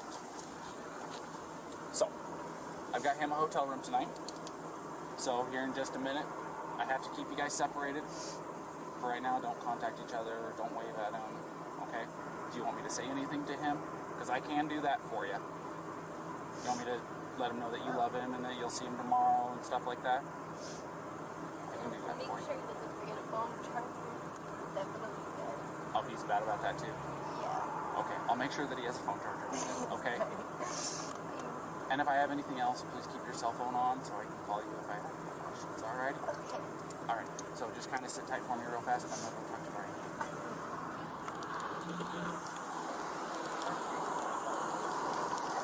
Alright, Brian, a couple things.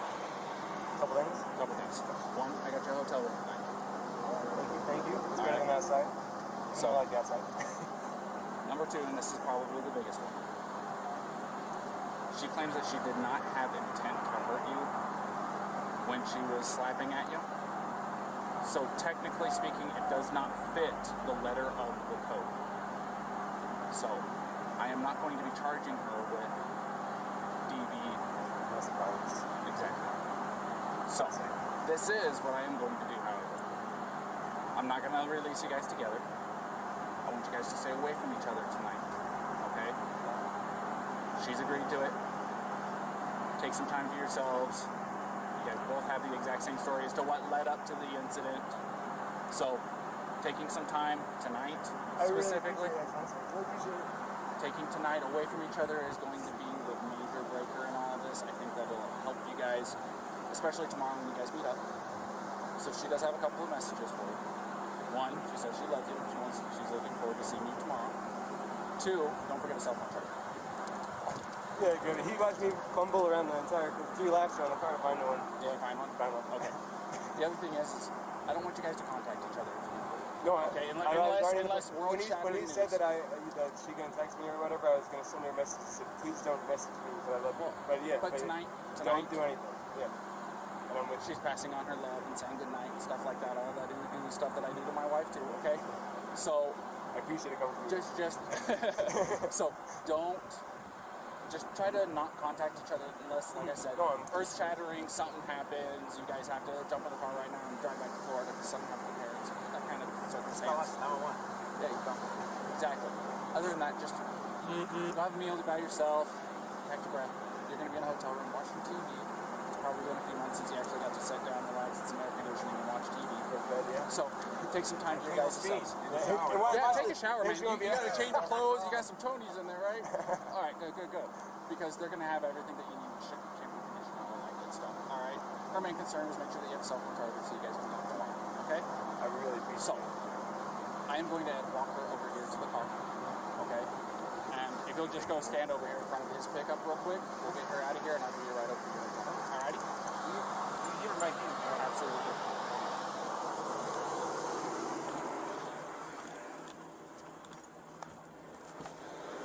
Alrighty, Gabrielle, you want to step out for me? As you can see, I have keys in my hand, which is good news, okay? So, something that I do, that I emphasize to him, and I don't know if I emphasize to you or not, don't text each other tonight. He wants to pass on the same message you passed to him. He's really looking forward to talking to you again, but I told him and you, unless there's earth-shattering emergency news, don't text tonight, okay? Even with the good nights, I love you. He's saying good night now. He's saying he loves you now, and you guys can talk tomorrow morning, okay? He's going to go to the hotel. I'm going to give you the keys to the van. Which will happen. Alrighty? So, here's that. I'm giving him a ride over to the hotel, okay? So, everything's going to be okay. Will it be a far drive for me to get him in the morning? I'm just curious. I'm not going to tell you where he's going to be at tonight. I know. Like I said, I want you guys to be separated. But I can tell you this. I just don't usually drive the van, so I just want to make sure it's not like far away. No. It's Okay. it's basically from here to Moonflower. Okay. It's not far at all. So let's get you in the van. Let's get you on your way. Alrighty. You want that Gatorade, by the way? Okay. You got enough water?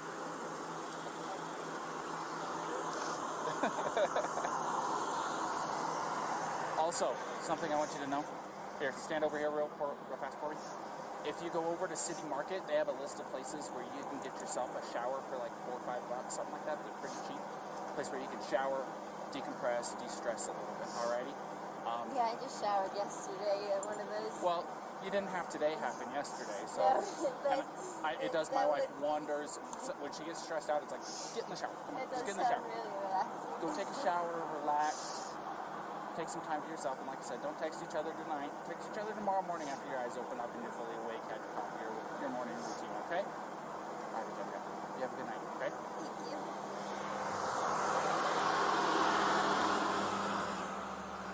All right. I got the ladder, I get the bottom of it, it's just the rattlesnake. It's just a contact. So, You ready for a ride?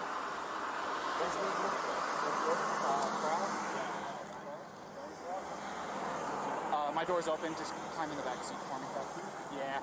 You can put your backpack back there, too. Thank you. I appreciate it. Sorry about that approach. I don't know what the hell I was doing. It's all right. It was an interesting pull-in, so. Thanks, man. Daniel, by the way, if I didn't formally introduce myself, I'm Daniel. I'm 2T9, so if you hear that, you know who you're talking to. Ryan. See, I hear you guys all the time. I've heard this is too much. So. What's your first name? It was nice meeting you guys. We'll see you.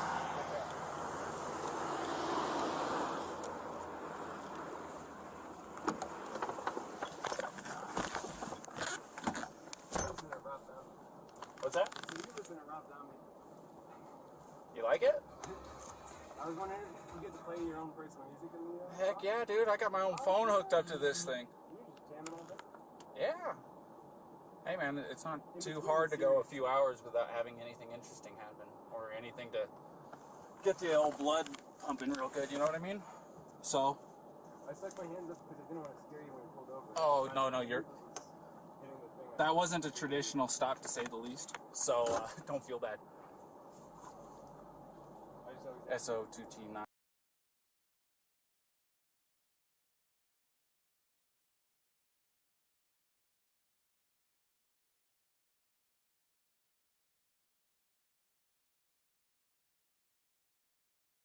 Didn't already know. She did want to pass on her good nights and loves yous and stuff like that, okay? And she understands that I didn't tell her where you're staying because, like I said, I'm trying to keep you guys away from each other for tonight. Where did you say I was going? Say that again? Where did you say I was going? I just told her that you were going to a hotel. Okay? So, like I said, it's my request, not legally obligated to hold to it, but I want you guys to take some time away from each other because it will make world of difference. Oh, you're not in any trouble? You got handcuffs on? I didn't tell you that I'm taking you to the jail. No, I told you I'm taking you to the hotel. So, like I said, my main concern, I told her to go take a shower like I told you to, because she seems a lot like my wife. And things that really works for my wife is when she gets stressed out to go take a long hot shower. So I gave her a place to go where she can get a hotel room, or not a hotel room, but get a shower tonight for like $4 or $5, really cheap. So, no problem. They do work on her too. Well, I've got quite a few. Like I said, my wife has really, really bad anxiety, and she takes medication for it daily. And sometimes it's just not enough. Sometimes it builds up and it happens. I mean, I think definitely my doctor told me that I prescribed me medication, but I don't. I felt like if I took the medication, I'd like put myself off balance, and then I'd be more anxious. That's why it's part of my anxiety. well, I will say this.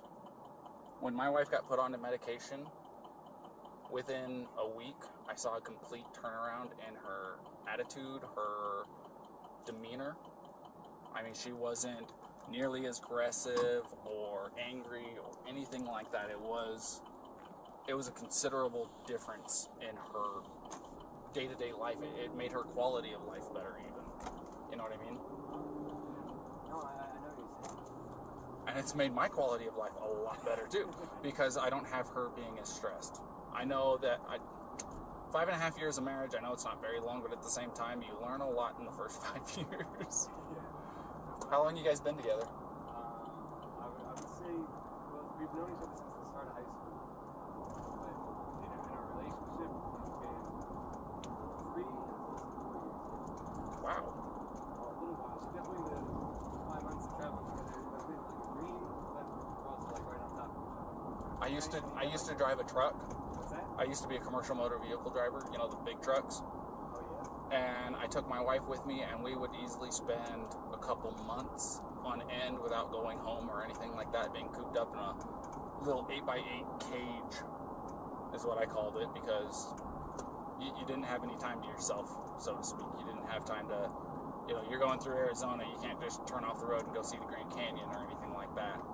So, whatever you do too, it's you and the other person, something like I'm trying to paint or something, or I'm making myself a snack. It's like, you know, I don't know. well, that was one of the major advantages of having her with me, was I could say, hey, I'm hungry, can you get me something to eat? She was able, because I was driving and she wasn't, she was able to go back, get into the cooler, make us lunch or whatever, you know. So, there was that as an advantage. If you ever think that it'd be better to do this before I always go, I think you're wrong. I think it's a lot better this way. It just makes life easier. Yeah. So good.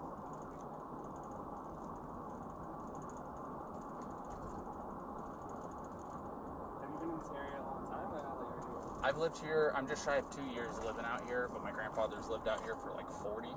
So I've been through here a couple of times. But, you know, growing up in California, have you ever been there? Yeah.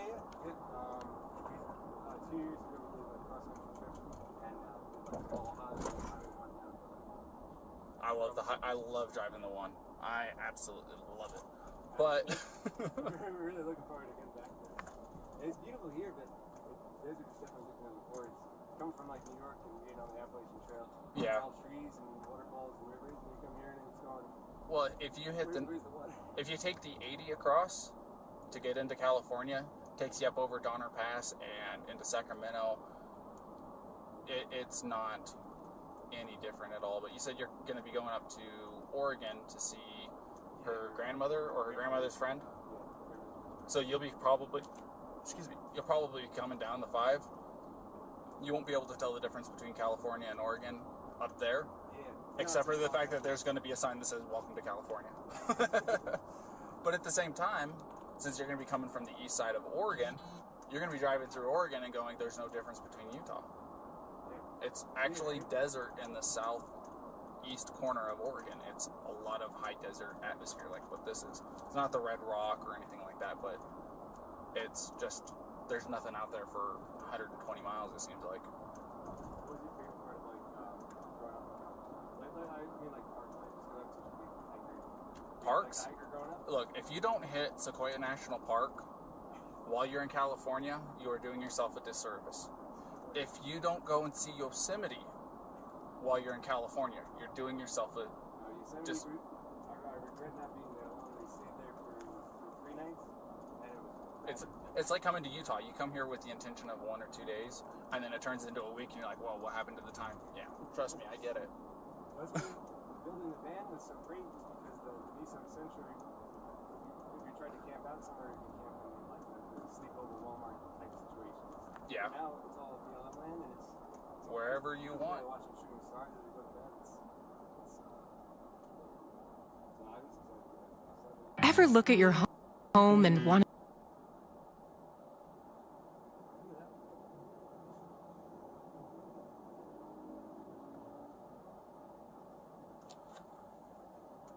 But yeah, sorry, my radio was going off. But no, Sequoia National Park, there is nothing like it. Gotta see the General Sherman tree. You gotta go and see Morro Rock and climb to the top. If you like hiking, it's about a 1.5 mile hike. Well worth it. Gotta do it. It's really, really cheap for their tent sites up there. Do you have a National Park Service pass? Yeah. Perfect. I think it's the dream. It's $90 or no, $80 once. And it's like you go to 3 parks, it already pays for it. It's like 15. Exactly.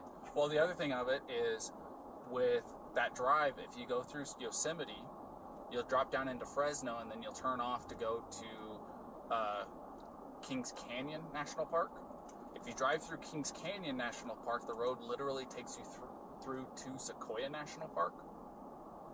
And the Kings Canyon is actually bigger than the Grand Canyon. Yeah, I'm dead serious. And it is a sight to behold. I'll tell you what. And then, it takes you straight into Sequoias. And then when you get into, I think they call it Sierra Highway still up there. But you'll take that down, and you'll pop up into a town called Three Rivers. It's where I'm from. Three Rivers? Yep. So it wasn't terribly far from Sequoia, right? My house, I think the furthest I lived away from it was like 12 miles from the entrance. Oh, man. There you go. I just hope you don't get motion sickness, because it's I think I counted it out to like 32 hairpin turns, and it's about 25 miles an hour the whole way up and down. It's very, very slow. It takes about an hour to travel that 30 miles, 35 miles, whatever it is. But it's worth it.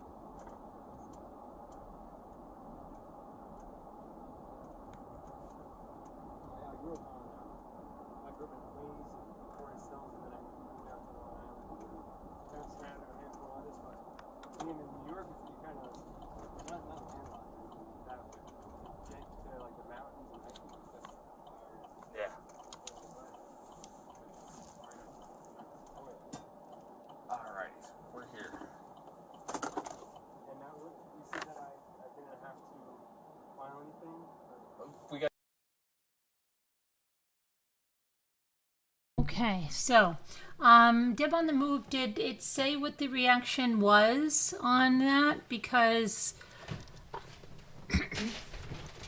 from the was it the stepfather about the sister?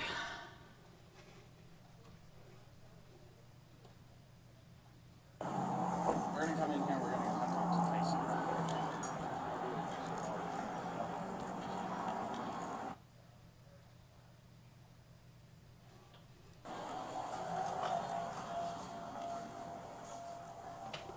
Tyson? Yep. Officer Officer Robin still called for me. He did, yes. This is Brian Laundrie. Alright. So he's gonna get you all set up with your hotel room, and he's gonna take care of it from here. Alright. Well, Alright? thank you so And like I much. said, just remember my requests. I think it'll make a big difference in you guys' next couple of weeks, at the very least. I really appreciate it. Thank you so much for everything. No problem. It's nice to meet you, Brian. Nice to meet you. Have a good one.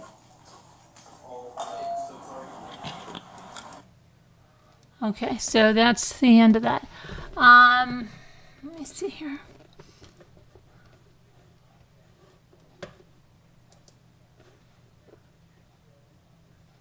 So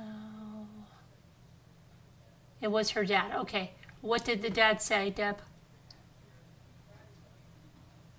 What did he say? Just the gist. Just give us the gist of what he said. If you want to call in, you can call in. I can put the number in.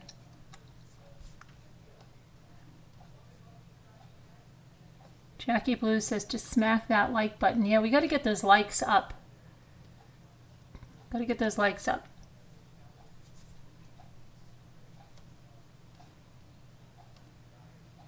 He's not happy with her comment. Which comment is that? Hi, Nanny Love. Is it the comment that... Which comment? Do you want to call in, Deb?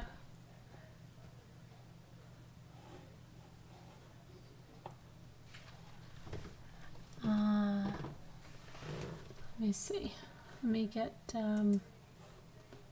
take this down now. Okay. If you want to call in, you let me know and you can call in and let us know.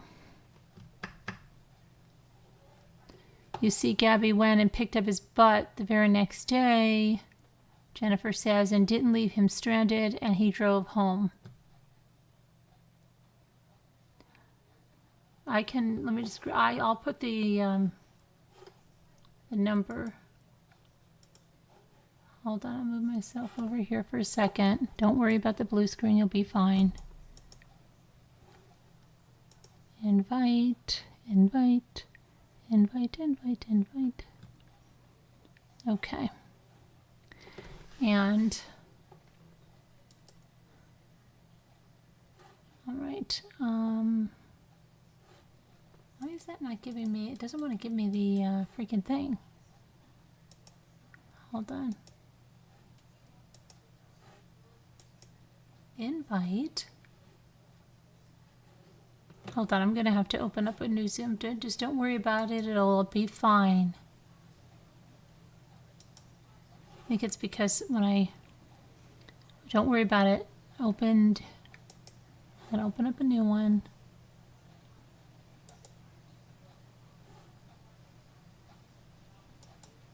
Just hang on, I have to just open the app up again. I'm still here though. Good night, farewell.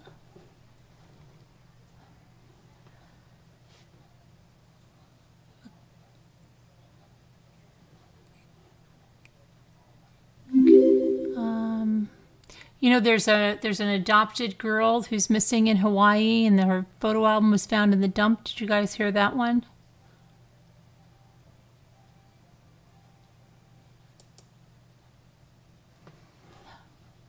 Okay, now I just have to...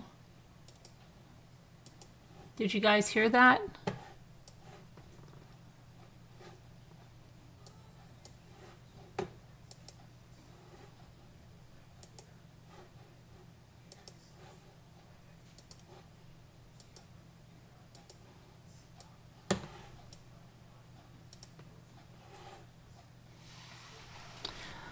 I'm sorry. I do support you all. But I can't stand it for now. Gazelle? What's up with Gazelle? What's up, Gazelle? What's the matter?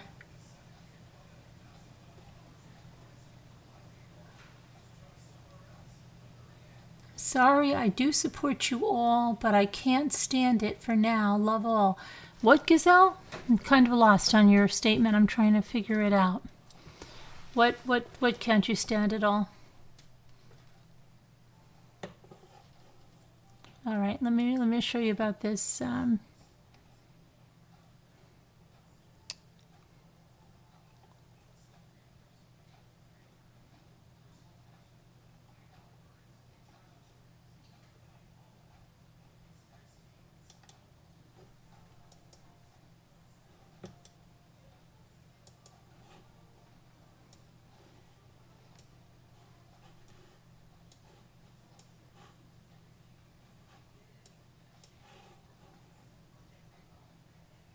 So numerous volunteers are helping to search for 6-year-old girl who was reported last seen, this is in Hawaii, when her parents put her to bed on Sunday night. Isabella Ariel Kalua was reported missing Monday by her family, according to the interim police chief, Rade Vanek.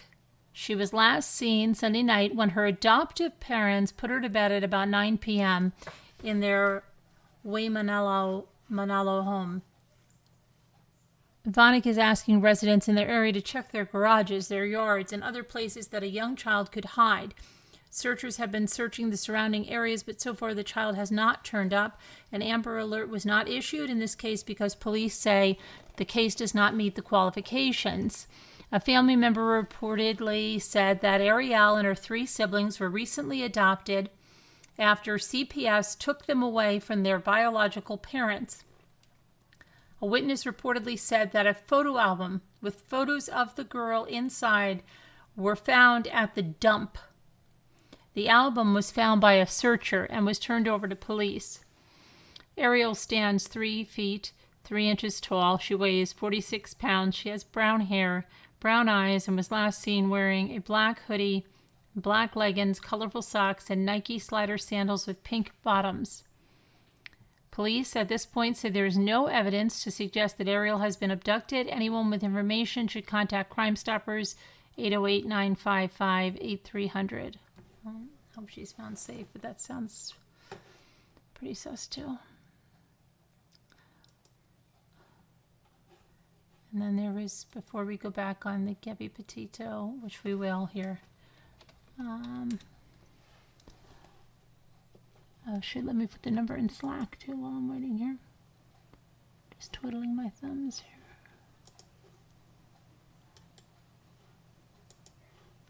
Okay. There we go. Alex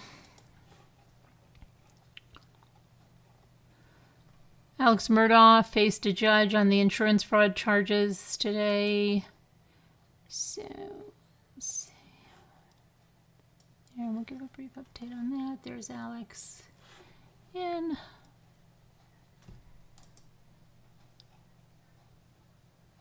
So he appeared in court on Thursday on charges that he paid a former client to kill him so his son could collect $10 million in life insurance.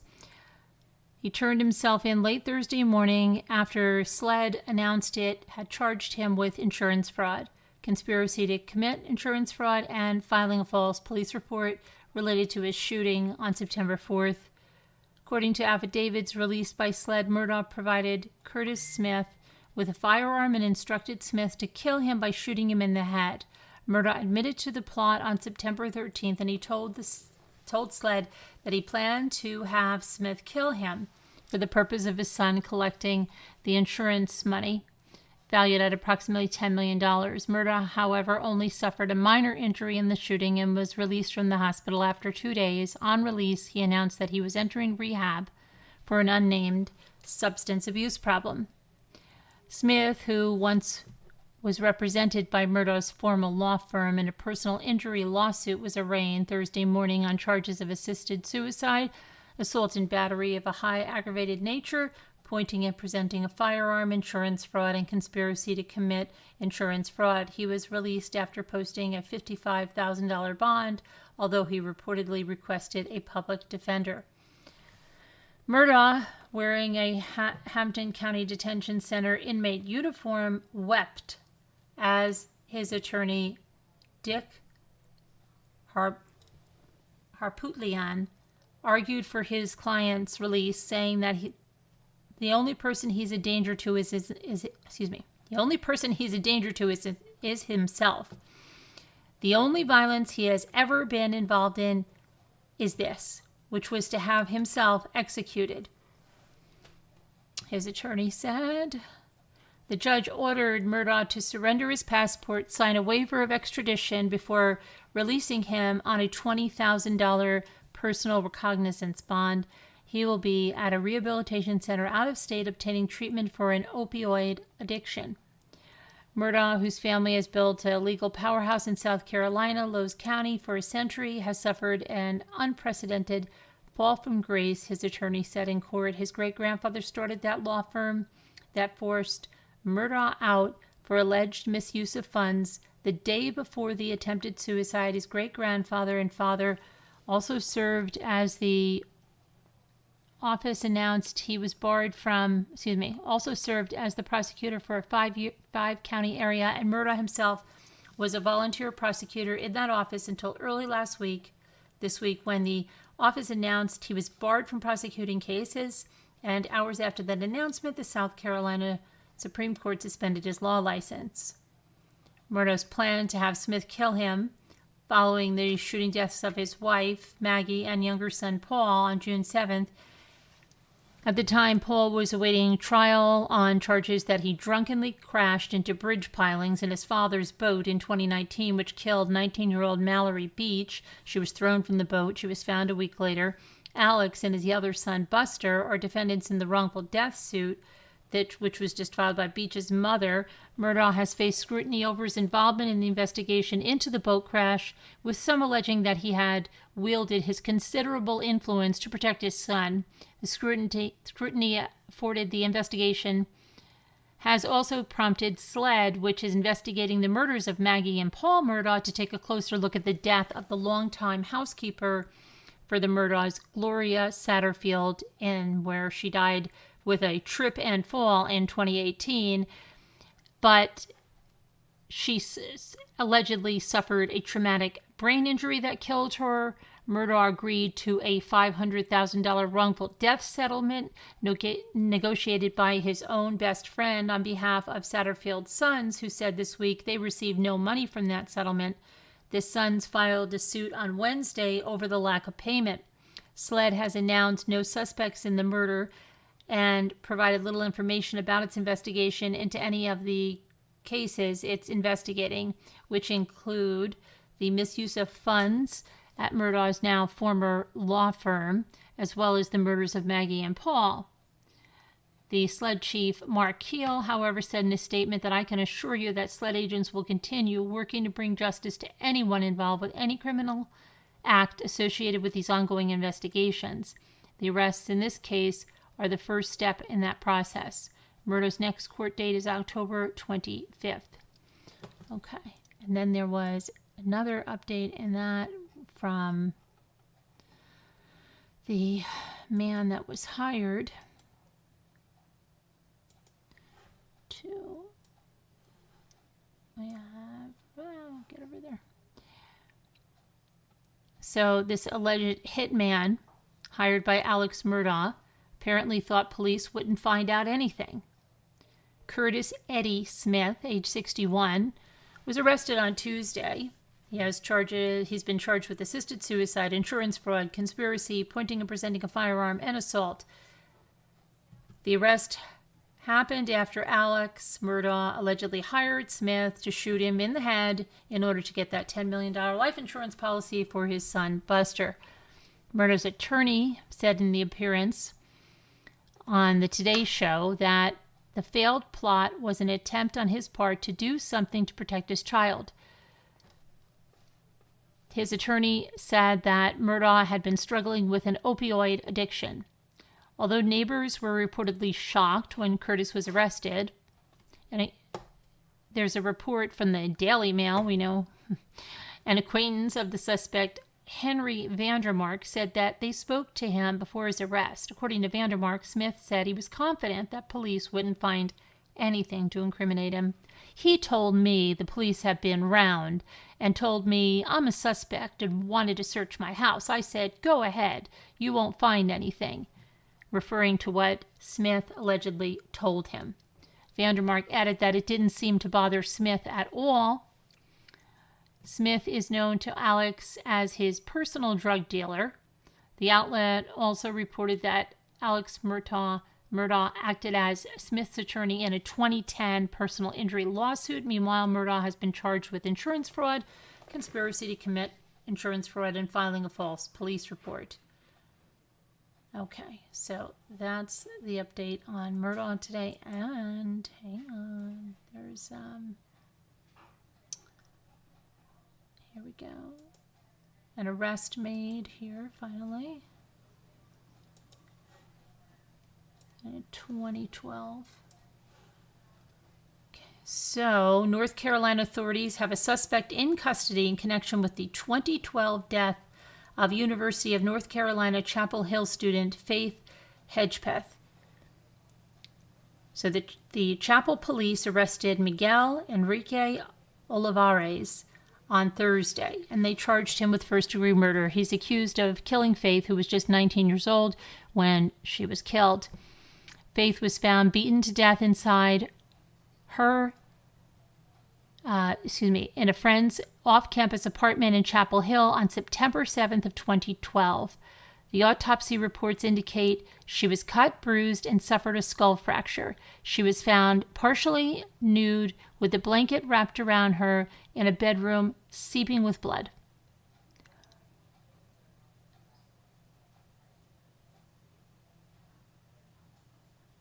Investigators found a fast food bag near Faith's body with a handwritten note saying, "I'm not stupid, biatch, and jealous." At the beginning of the investigation, according to Chapel Hill Assistant Chief of Police Salisa Lihu, Olivares wasn't considered a person of interest. However, Olivares' DNA sample sent to the state crime lab matched DNA found at the crime scene. "When I got the news this morning, I didn't do anything but cry, and thank God," Faith's mother, Connie Hedgepeth, said. "When I cried, it was tears of joy, tears of relief, knowing that someone had been arrested in her case. Faith earned a scholarship to the UNC and would have been the first in her family to become a college graduate. She wanted to become a pediatrician and eventually return home and help her community in Warren County."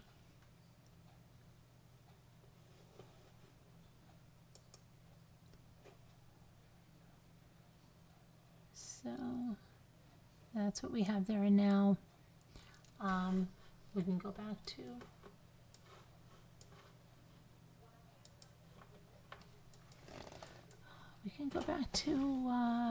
the number. I did put the number in Slack, did I not?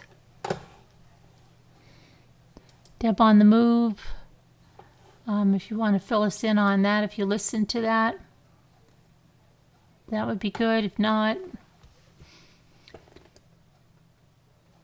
hi, Lorraine Van Valley-Weld.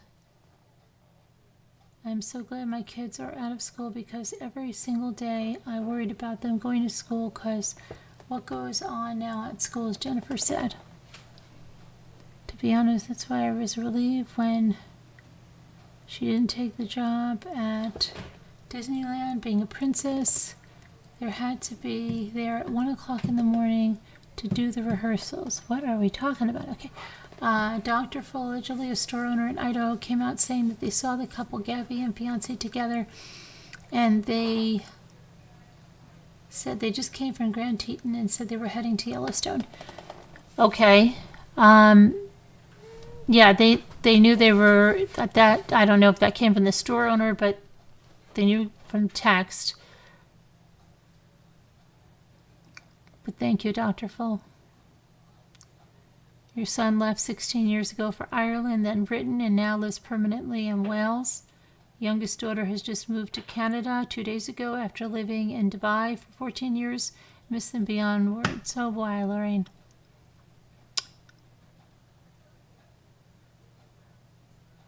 I think Nanny Love says, I think lockdown has caused many people to go insane. Yes, I truly believe that, and I think we don't even know how many people and children especially are missing and not even around anymore.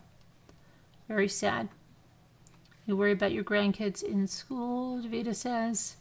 "Help me, Rhonda. Hi." Okay, so Deb on the Move, can you give us the synopsis of what her father thought?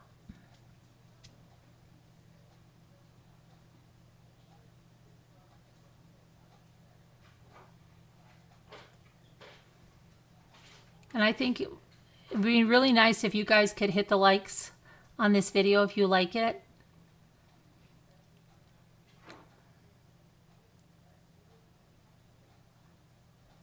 Her last known whereabouts was in Grand Teton. The store owner may have confirmed that they left Teton and made it through Idaho.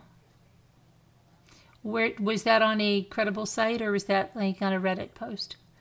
Just wondering, because there's a lot of things floating around there. Hey, Tina Bina. Now my sister and her 9-year-old. Oh no, I hope they're okay. Tina Bina, prayers.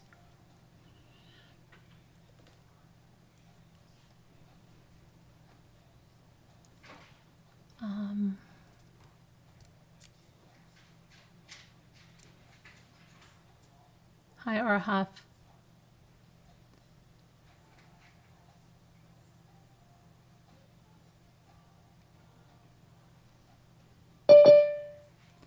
But it didn't turn color, Deborah Vancouver did?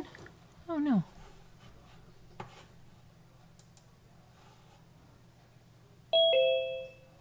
They're doing okay, that's good. Hi, Davida. Hi. How was work? You look really good. Oh, thanks. It always amazes me how good you look so late at night. You don't even know what happened with my watch today, right? What happened? Because I'm trying to do this new thing where I take a picture of my watch and I'll post it on Instagram every time that I bike, right? Mm-hmm. So I posted it yesterday, and I was watching today, and I'm like, wow, I am like, because like the last time I posted it was 6.5 miles per hour that I was biking, and I was going like 7.5 miles per hour today. So I'm like, wow, that's really good. So I said, well, I'm going to grab a snapshot because you got to get it fast. I have to ask somebody that has the Apple Watch because it'll put your thing on there. But like, how do you take a screenshot? Just hold it on your watch. Like, why does it, because once you stop, then your heart rate starts to go down. Right. It's, all that stuff. So I just want to get like, why can't I just, there's got to be something, right? Just like, can't you find it on YouTube to take a still with your phone? Well, I can do it on my phone, but here's what happened. Right. Yeah. So I got to, the bottom of my driveway, and I grabbed my phone, and my phone it's not letting me take the picture. It's saying my phone was full, right? I'm like, no, right? I'm freaking out, right? I'm like, oh no. And I'm looking at my speed is going down because now it's ticking away the time. It thinks like I'm still, what the hell I'm doing? I'm not moving very fast, right? So I was freaking out. So I started like pedaling down the road. I'm like, I can't stop biking. I have to find somebody. Oh my gosh, I almost asked these guys that were cutting a lawn, could you just take a picture of my watch? Hurry, and then send it to me, right? So I was freaking out. I didn't know what to do. So then I was like, okay, all right, let me call Jimmy. Then I realized, no, Jimmy left to go get Ethan for his cross-country meet, right? So I'm like, oh my gosh, crap. So then I'm looking at my watch, it's going down. I'm like, oh no, because it went to like 6.9, right, miles per hour. No. So I just started pedaling, Davida, and I started riding around. And I said, okay, I'm going to just keep going so freaking fast, and maybe I can take a picture in a text. And meanwhile, I didn't realize I called Scooter. She was in the basket of my bike, going, Carolyn, what's wrong? Right? Because she could just hear, I was like a lunatic with that bike because I was trying to get it up to that number of miles, right? So I was pedaling like a Looney Tune. So she must have just heard me like, yeah, she's thinking she's out of breath. Is she right? running? Like, well, oh my gosh, is somebody killing her? Like, can you imagine? Yeah. Why is she heavy breathing? And I just hear her screaming like, Carolyn! And I couldn't even take the time to like scream, Scooter, I'm on the bike, right? So then I came all the way around. Did you get it? Yeah, well, it got to, I didn't get it as high as it was. It got to like, what did it take it as? It took it as, let me see what it was. 7 points. I lost like a couple of, let me see, where's my thing? Why don't I just pull up my Instagram here? I was so pissed. But I said, why can't you just like click that and it just saves it? Yeah. Or like you there's go gotta back be and a way. Okay, so here's my Instagram, right? So here, let me pull this over. Okay. And so here, this was not yesterday because it rained yesterday, but this was the day before. So it was 6.5 miles per hour, and I rode for 6.18 miles, right? Then Good. today was, my average was, but see, my average was 7 point, I think it was like 3. And I was so pissed because it started to go down. So it was 7.0 miles per hour, and I went 8.01 miles. Well, I mean, it's not that far off. Yeah, but I really wanted that 0.3, you know? I know. Yeah, see that? And I was so pissed. But I Well, got we it. need to find out how to get that on your... I have to find out. Moon probably knows. But look at that. I had more elevation, too. Thank you so much, Nanny Love. You're amazing. Thank you. I really appreciate that. But how do you look like that? I mean, what time is it there? 2? 3:18. Dear God. Does anybody I mean, know? I don't get it.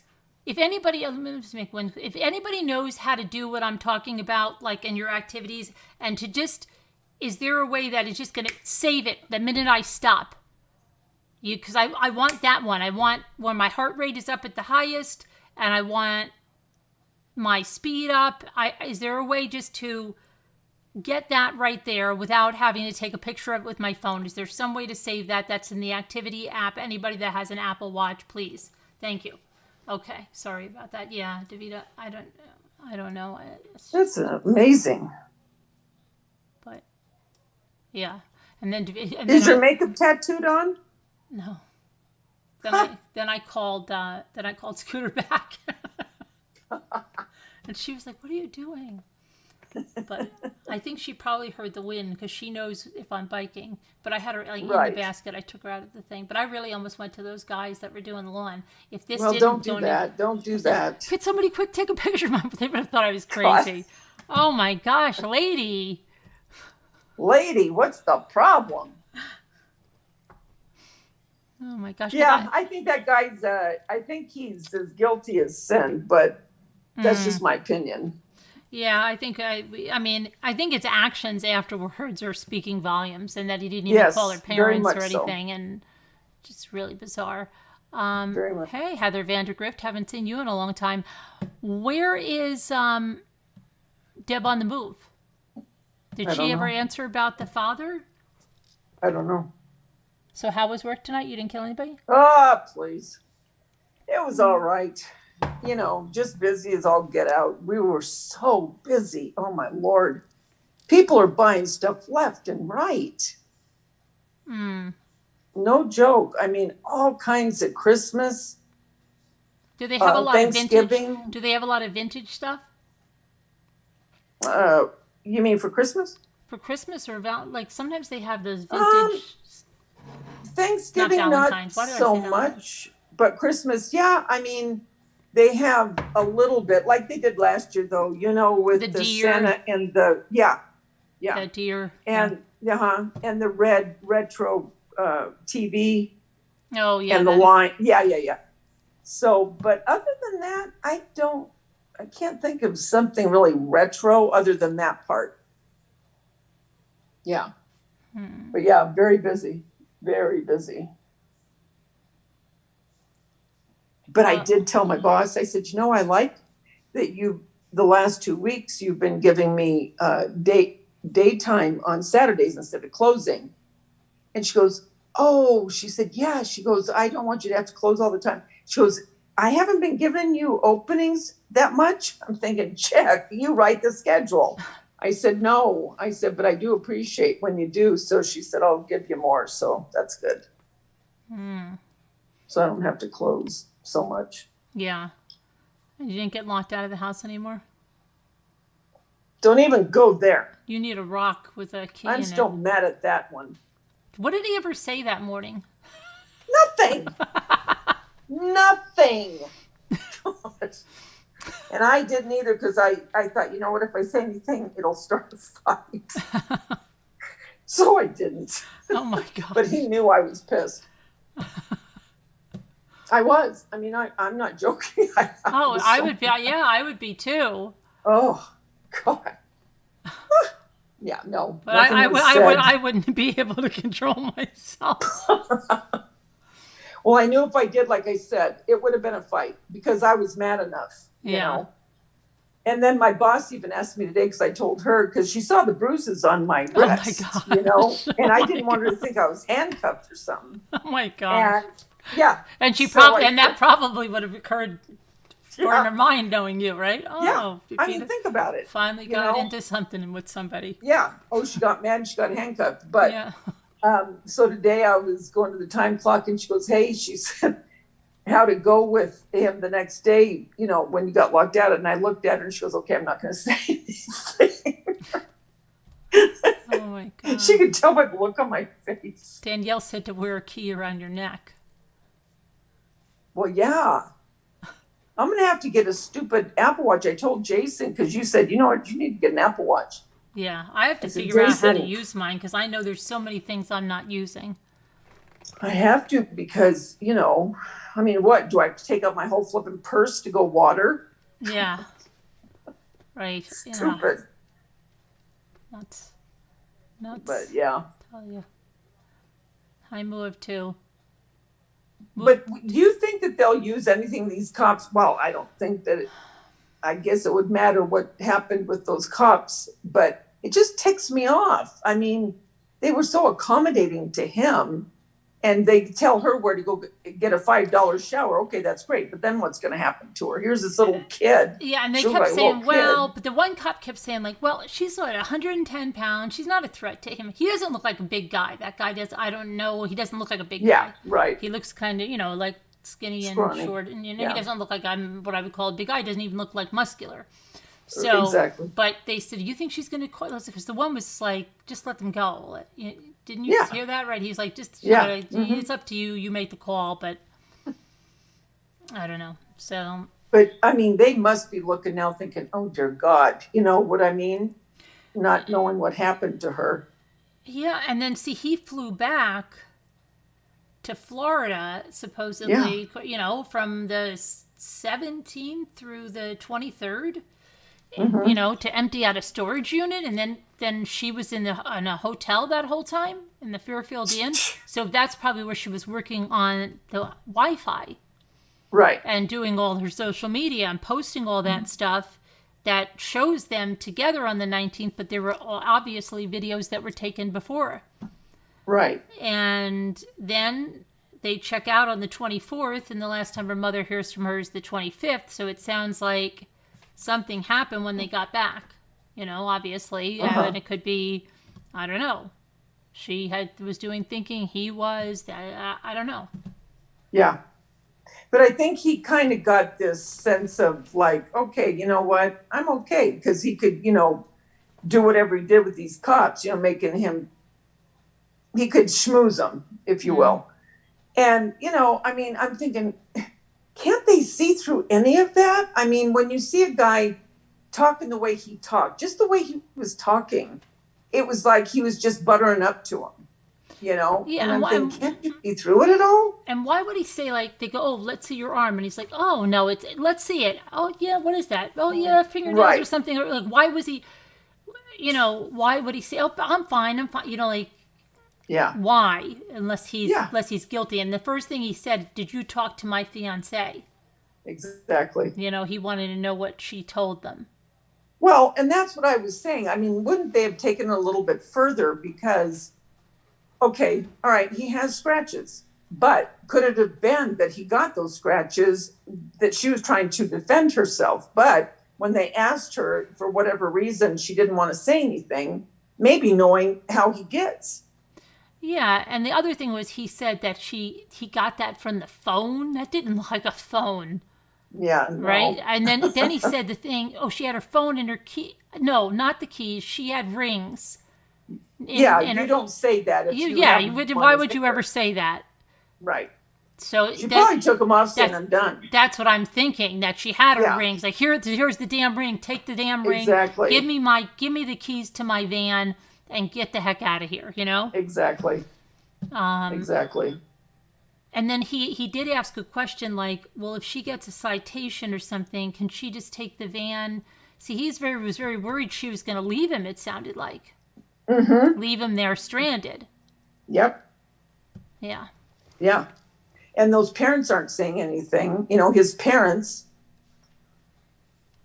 I don't know. I think they're going to find him guilty. I hope, you know, I mean, and that's just my opinion. But I mean, everything kind of points right to him.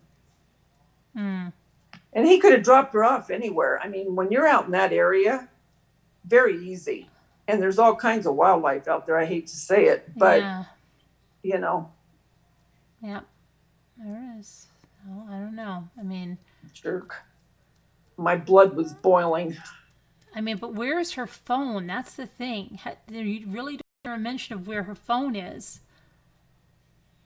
Well, what if he smashed it with his foot or something? You know, because I don't think it was her doing those calls. I think they're going to find out, hopefully somewhere down the line, that it was him. Because that could be very easily done. Oh, yeah, that's what happened in the Kelsey Barrett case. They had, yeah. Exactly. And then she took the phone, the girlfriend. Right. And that throws them off. Yeah. You know, he thinks that throws them off.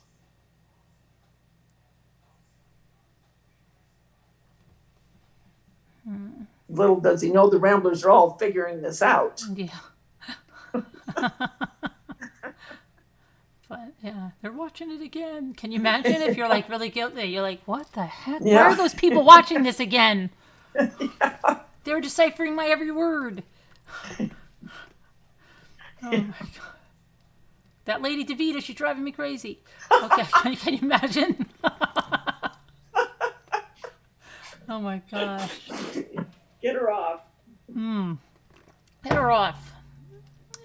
It's Walk if her out it's dead, again, it can't husband. be pained, can it? No, but they'll get the last place it was at Blush. But her father clearly said she's out there alone. She doesn't have her phone. So that's why I'm wondering. Yeah, so how did he know that though? That's what I'm saying. And I think they're keeping it tight-lipped because they might have pings. They might want to keep a lot of it close. Oh, okay. And, you know, because they don't, I mean, he's a person of interest, but he hasn't been cooperative or anything. Right.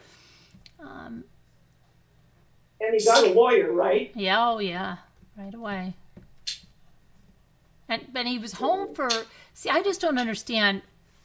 And again, because it happened in Kelsey Barrett, it looked like the mother was just not, they just told her to keep quiet. But the mother, if the last time she spoke to her was the 25th, and then, okay, she thought she had a text on the 20th until the 30th, but then it was September 11th. 11 days went by. And there were no posts on social media. Right. And she, you know, like, wouldn't she have been called, like, we don't know, maybe she was calling every, I don't know. Yeah, you know darn well she would have been calling. You know, she could have. Mm-hmm. Not that length of time. And especially when he came home alone. Yeah. And then you have that other crazy case where the woman was working in that store or cafe or whatever it was, that, what is it, Moonflowers? Mm-hmm. Or what is it? Is it Moonflowers? But then they got killed. That couple got killed. The day, I think they said they think they were killed on the 13th. And there was a creepy guy. Now, my question is, did they ever get a picture of the creepy guy or a description that they texted to anybody of the creepy guy? Did they say he was a bald guy, kind of short, you know, walks barefoot? Then, I mean, that would be more suspect unless they said, you know, oh, he's 6'8" and, you know, Asian or whatever, something totally that doesn't fit his description. And then, you know, I don't know. And seeing with a phone nowadays, I mean, if you are even at all leery or suspicious of something, you can very easily take a picture without them even realizing. So you have it. You know what I mean? Mm-hmm. How do you know that, Deb, that both parents did that? Kicked her out of the house? Deb said she should have been on meds. Both parents had kicked her out of the house, so she definitely had problems. Not that that's an excuse for him. Where'd you read that, Deb? That was in in that video. It's another girl missing. Yeah, no, there's another girl missing, right, but the two were killed. It was a couple, and they were killed. They were married 4 months. Wow. The cops were Getting being very weird. close-mouthed about that couple. Exactly, Jackie Burns. So I think maybe there might be a description. I don't know. If they went to a creepy guy, usually they're going to say what he looks like or something. There's a creepy guy hanging out here, and he looks like this. Maybe they even got a picture of him. Who knows? That is weird. And where did she end up staying that night? Does anyone know? In that when van. the guy... I think they think she slept in the van, but It's awful. He's in a hotel and she's in the van. The whole thing's stupid. Yeah, they treated her like she was like, you're lucky to be going to the hotel. You could be going to jail. Sick. It makes me sick. It really does. But why isn't he arrested for theft? They said they can't arrest him for theft because Denise Renee, she owned the van and she hasn't reported it stolen.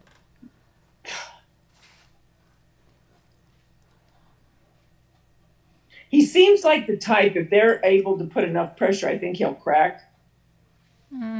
Yeah, he wants to be a nice guy, right? He wants to keep being this nice guy. I don't know. Yeah, but I think if they get the right people in there, and he can go ahead and sit crisscross applesauce. Yeah, that was so I still silly, can't wasn't believe it? he said that. I'll sit crisscross Stupid. applesauce over there. Okay. Stupid. Would you like your little snack too in your juice box? Yeah.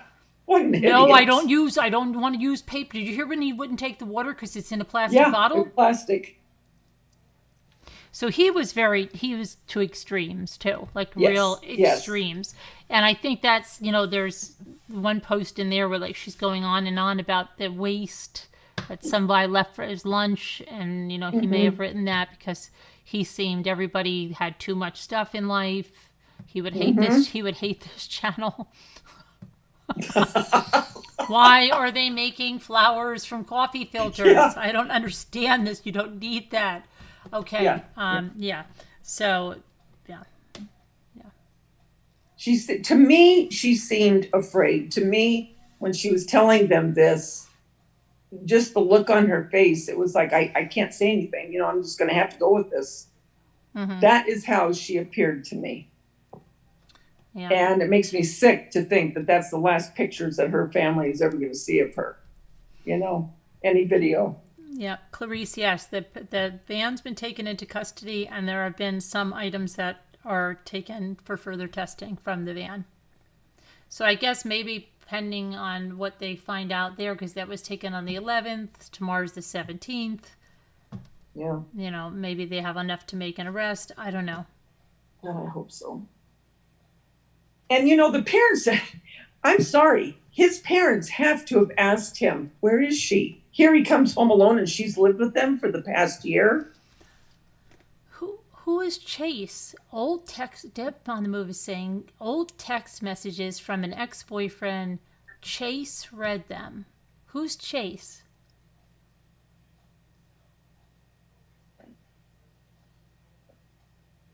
Deb on the Move, what are you talking about? I wish you'd call in. I wish you'd come up. Yeah, I know, because it's so hard Come doing up, Deb. this piecemeal through the text. Yeah, come up, because it's so hard to, decipher what you're trying to say. Just call in for a minute.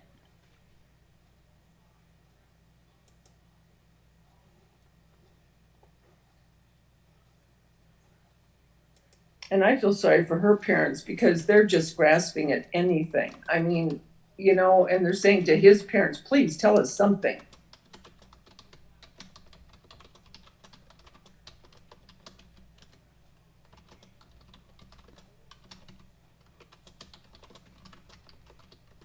Come on, Deb. No pressure, but come on. Deb on the Move, please. Let me hear what you're talking about. Yeah. Yeah, it is. It's like speaking Japanese. Deborah Vancouver.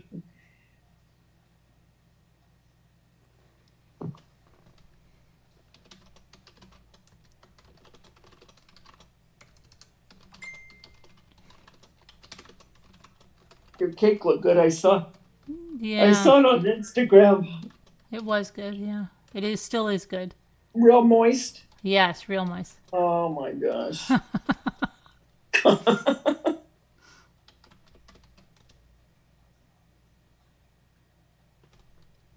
I cleaned out my craft closet. Took me all day yesterday. I'm still not done. I gotta Really? finish. No, please. I still gotta finish the rest tomorrow.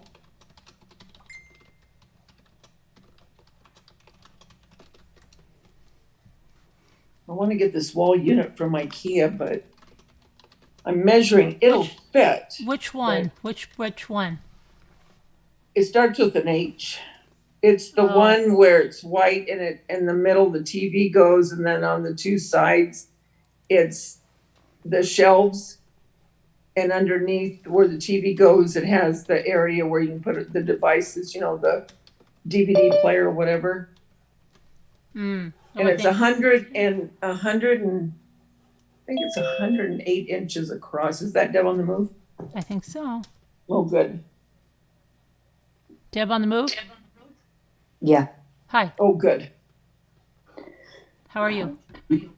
I didn't want to come on because I'm like half asleep. Oh, that's okay. Oh, We both, shoot. it's all right.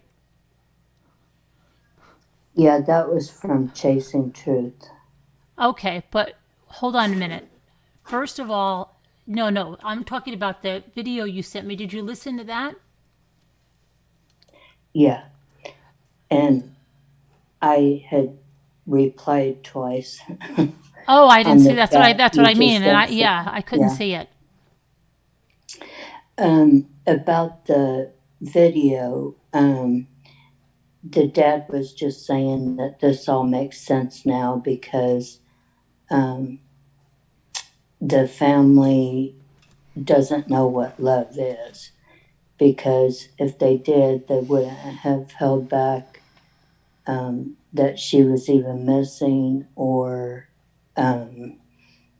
not speaking now to tell them where his daughter is.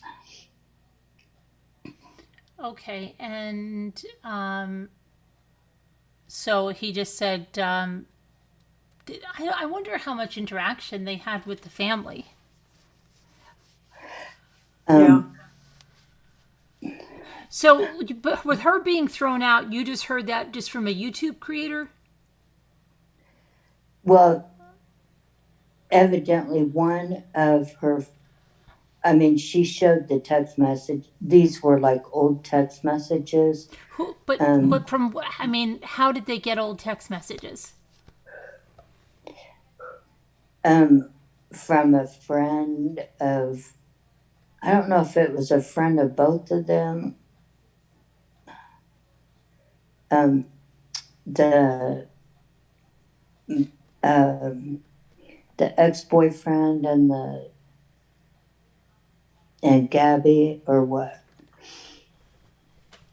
But Okay. the ex-boyfriend wrote that, and this was not a recent text. This was from, Right. several years ago. And he put that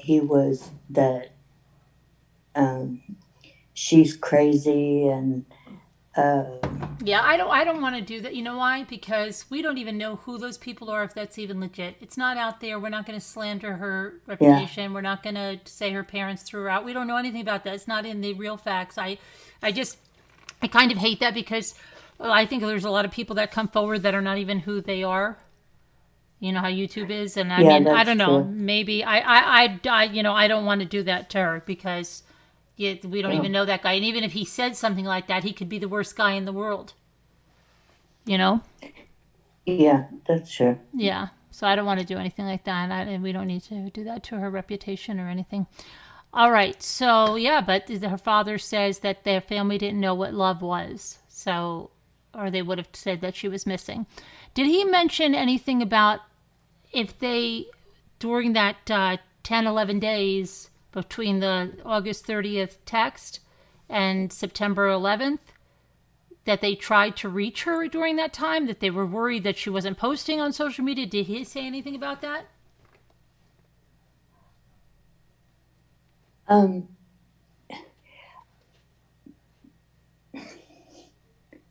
I believe the mother had after a while, and once she wasn't, you know, picking up and everything, that's when she. I mean, she didn't let too much time go by before she started contacting her, but like I guess every time she was contacting her, she wasn't getting her, so that's when they started trying to figure out what was going on. Mm-hmm. Yeah. All right. I just But wondered. I just think it's so weird that that other couple and excuse me, that other couple was at the same bar. Well, it wasn't a bar. It was like an organic. Wasn't it like an organic cafe? No, It was a bar. yeah. Uh, it was a bar that they were at one night. Oh, I thought it was where Moon. What was it? Moonflower Organic Grocery Store. that's the grocery store where one of the ladies worked Yeah. at. That's Right. where the fight was Right. Right. and stuff. But one night they were at a bar, and I guess the couple left at 10. Yeah. It was 10 o'clock at night, but it ended up being the same night as Gabby and her boyfriend went. But whether there was any interaction between them, who knows? But But where did you hear that? Because I haven't heard about the bar. I'm looking at. I'm just wondering because here's a picture of the moon. Let me see. Open image. That was the natural food store there where they had spent, I think he said, from 9 till 3 there. And let me see. Okay, and then those other ladies had text friends that a man had allegedly been creeping them out. Oh, here's Woody's Tavern. Okay.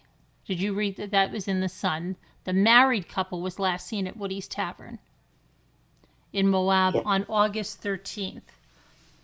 But I don't see that Gabby was there at the tavern.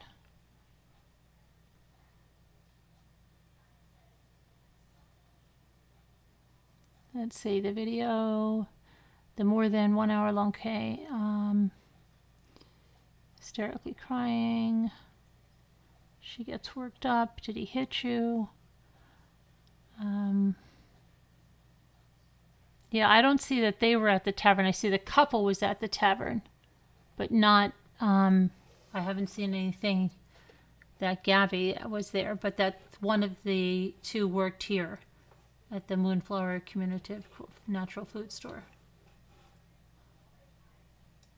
So yeah, I don't know. I mean, does he look like a guy that's just going to kill? Like, I mean, is he a serial killer? Is he?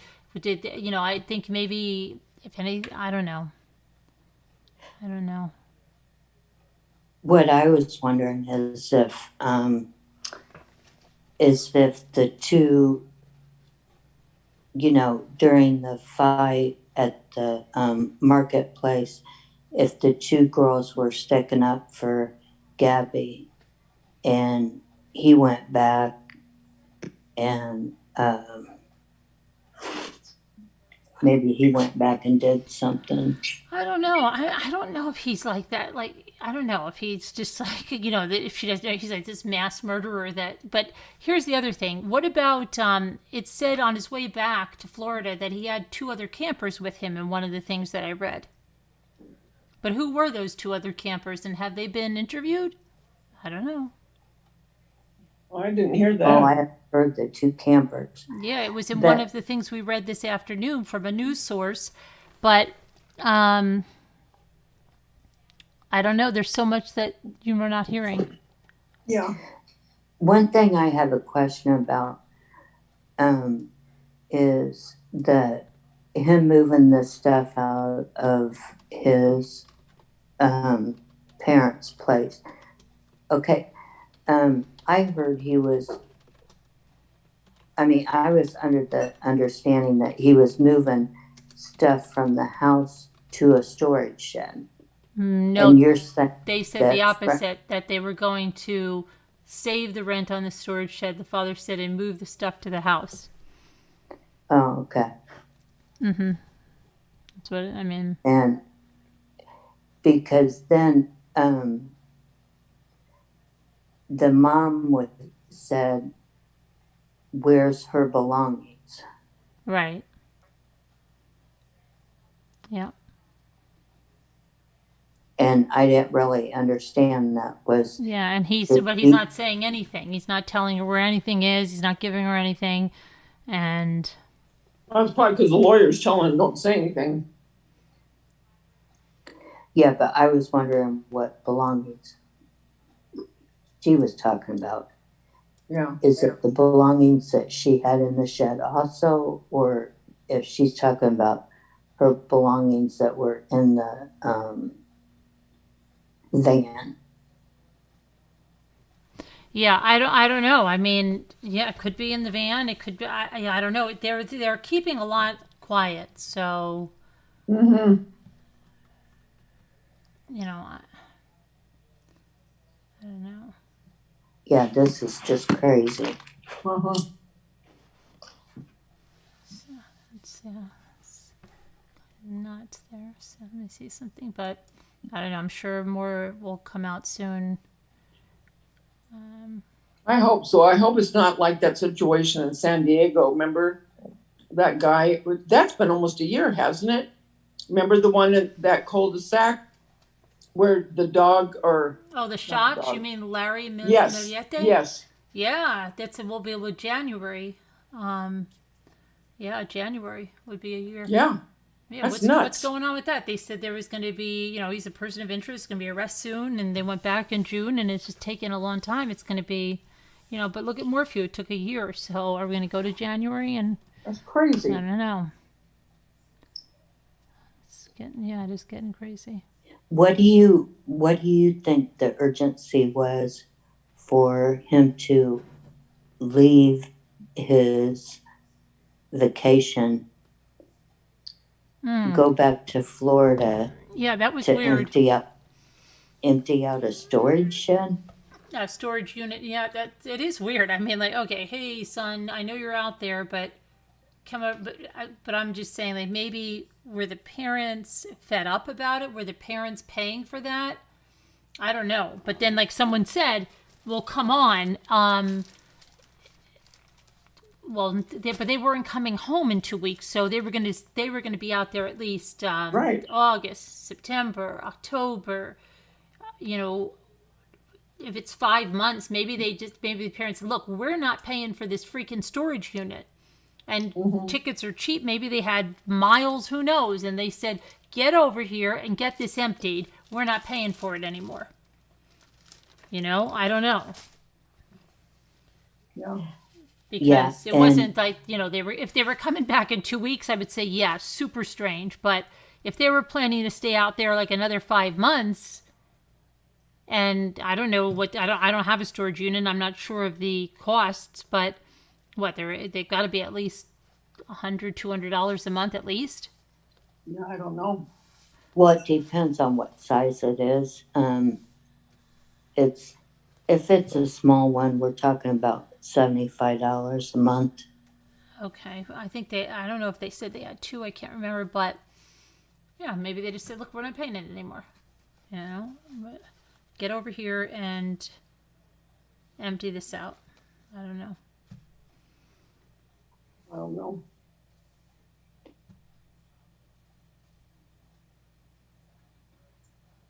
Sad, that's for sure.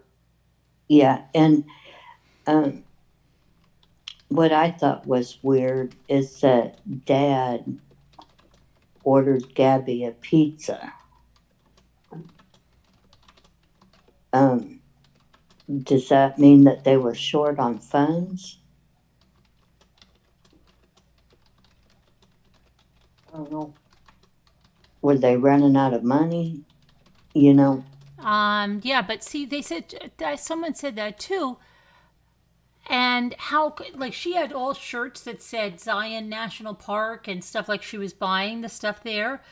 They didn't seem like they were out of money. I mean, how was she staying at that hotel for a week? She stayed at that Fairfield Inn for a week while he was gone. So I know her father ordered her food, but could it be just that, they were low at that time? I mean, they had gas. They had a big gas in this van and everything. Oh yeah, they have to. Yeah. Yeah, I don't know. I mean, could she have just been trying to, we'll buy your food. I don't know. I really, there's so many questions. So many questions. Yeah. Yeah. There are. I don't know. So weird. But thanks for, I know you're tired, but thanks for coming on and trying to explain it.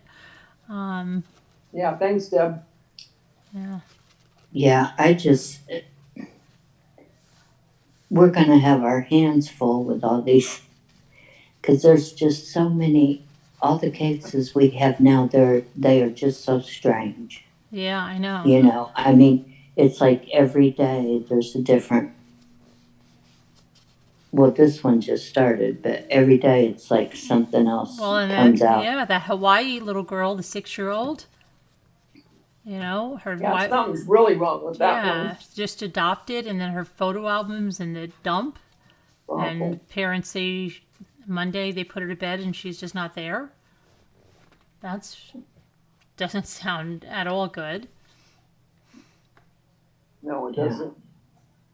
I don't know. The whole thing is just nuts. I mean, it's like Deb said, it's one thing after the other. I mean, it's constant. A new story is popping up. Yeah, like with that Murdoch case. Oh, that's ridiculous.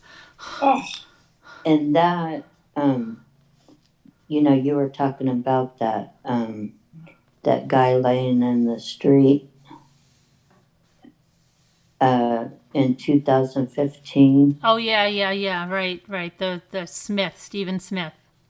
Yeah, at the time that happened, well, they were saying it was a hit and run, but there was no broken glass or anything from the car. Right. And you think that if a mirror from a truck would have hit him, which is what they were guessing, that it would have broke the glass or something on the car. But the boys' names came up at that time. Mm-hmm. And that's why now they're connecting, that to the Murdochs. Right, yeah. But that family just has so much power that nothing was ever done about it. Mm-hmm. Yeah, right, absolutely. Hi, Annie B. Hi, Sarah Milk and Cookies. Okay, so... I can't believe he got out on bail. Yeah, well, he's right now. It's it's the insurance fraud, and I don't know.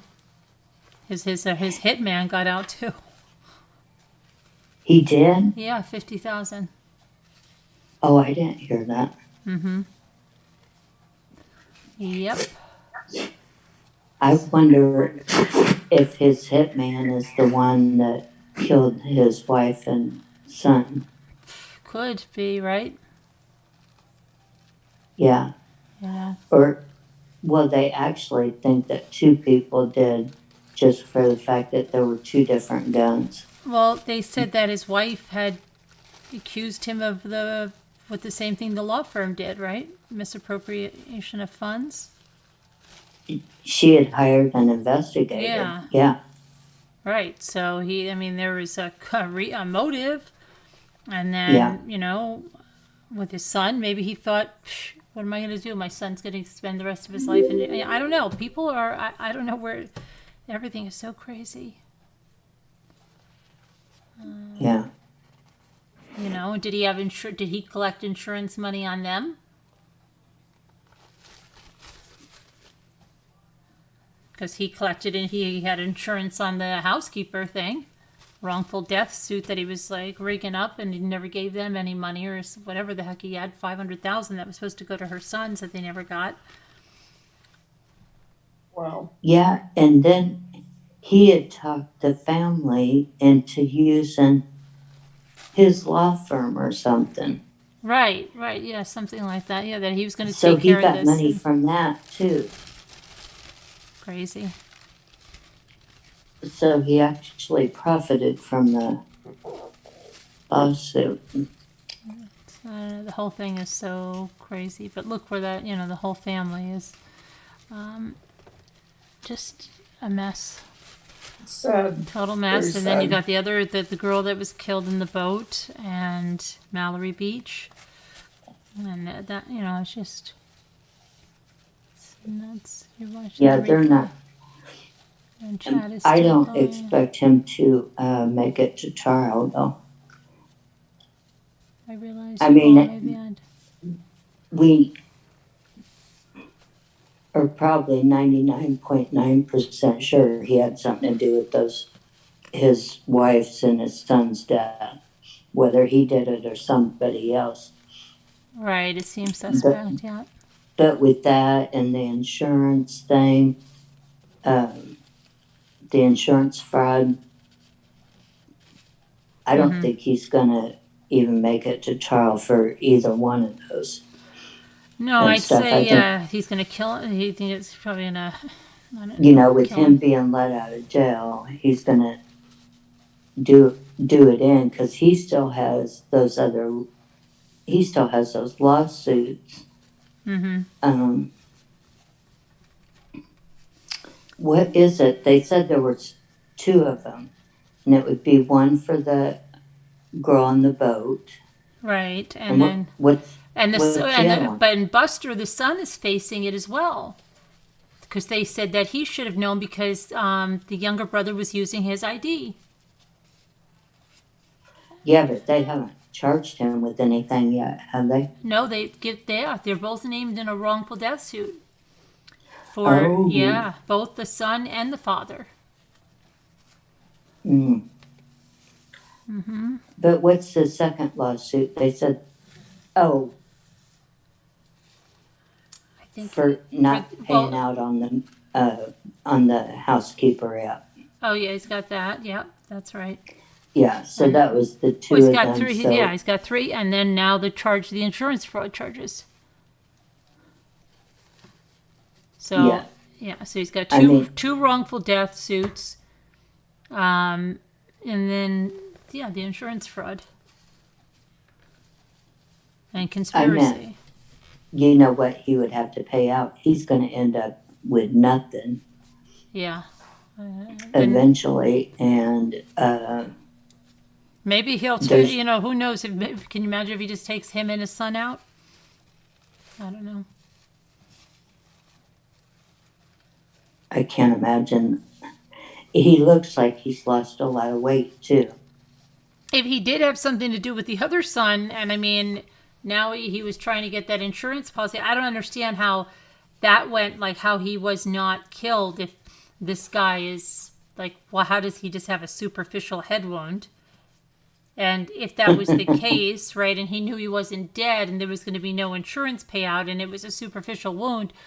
Why would he even go through that and call and say whatever he was going to say? I don't know. The whole thing is just maybe he was trying to get pain medication if he had an opioid addiction. I don't know. Crazy. Well, he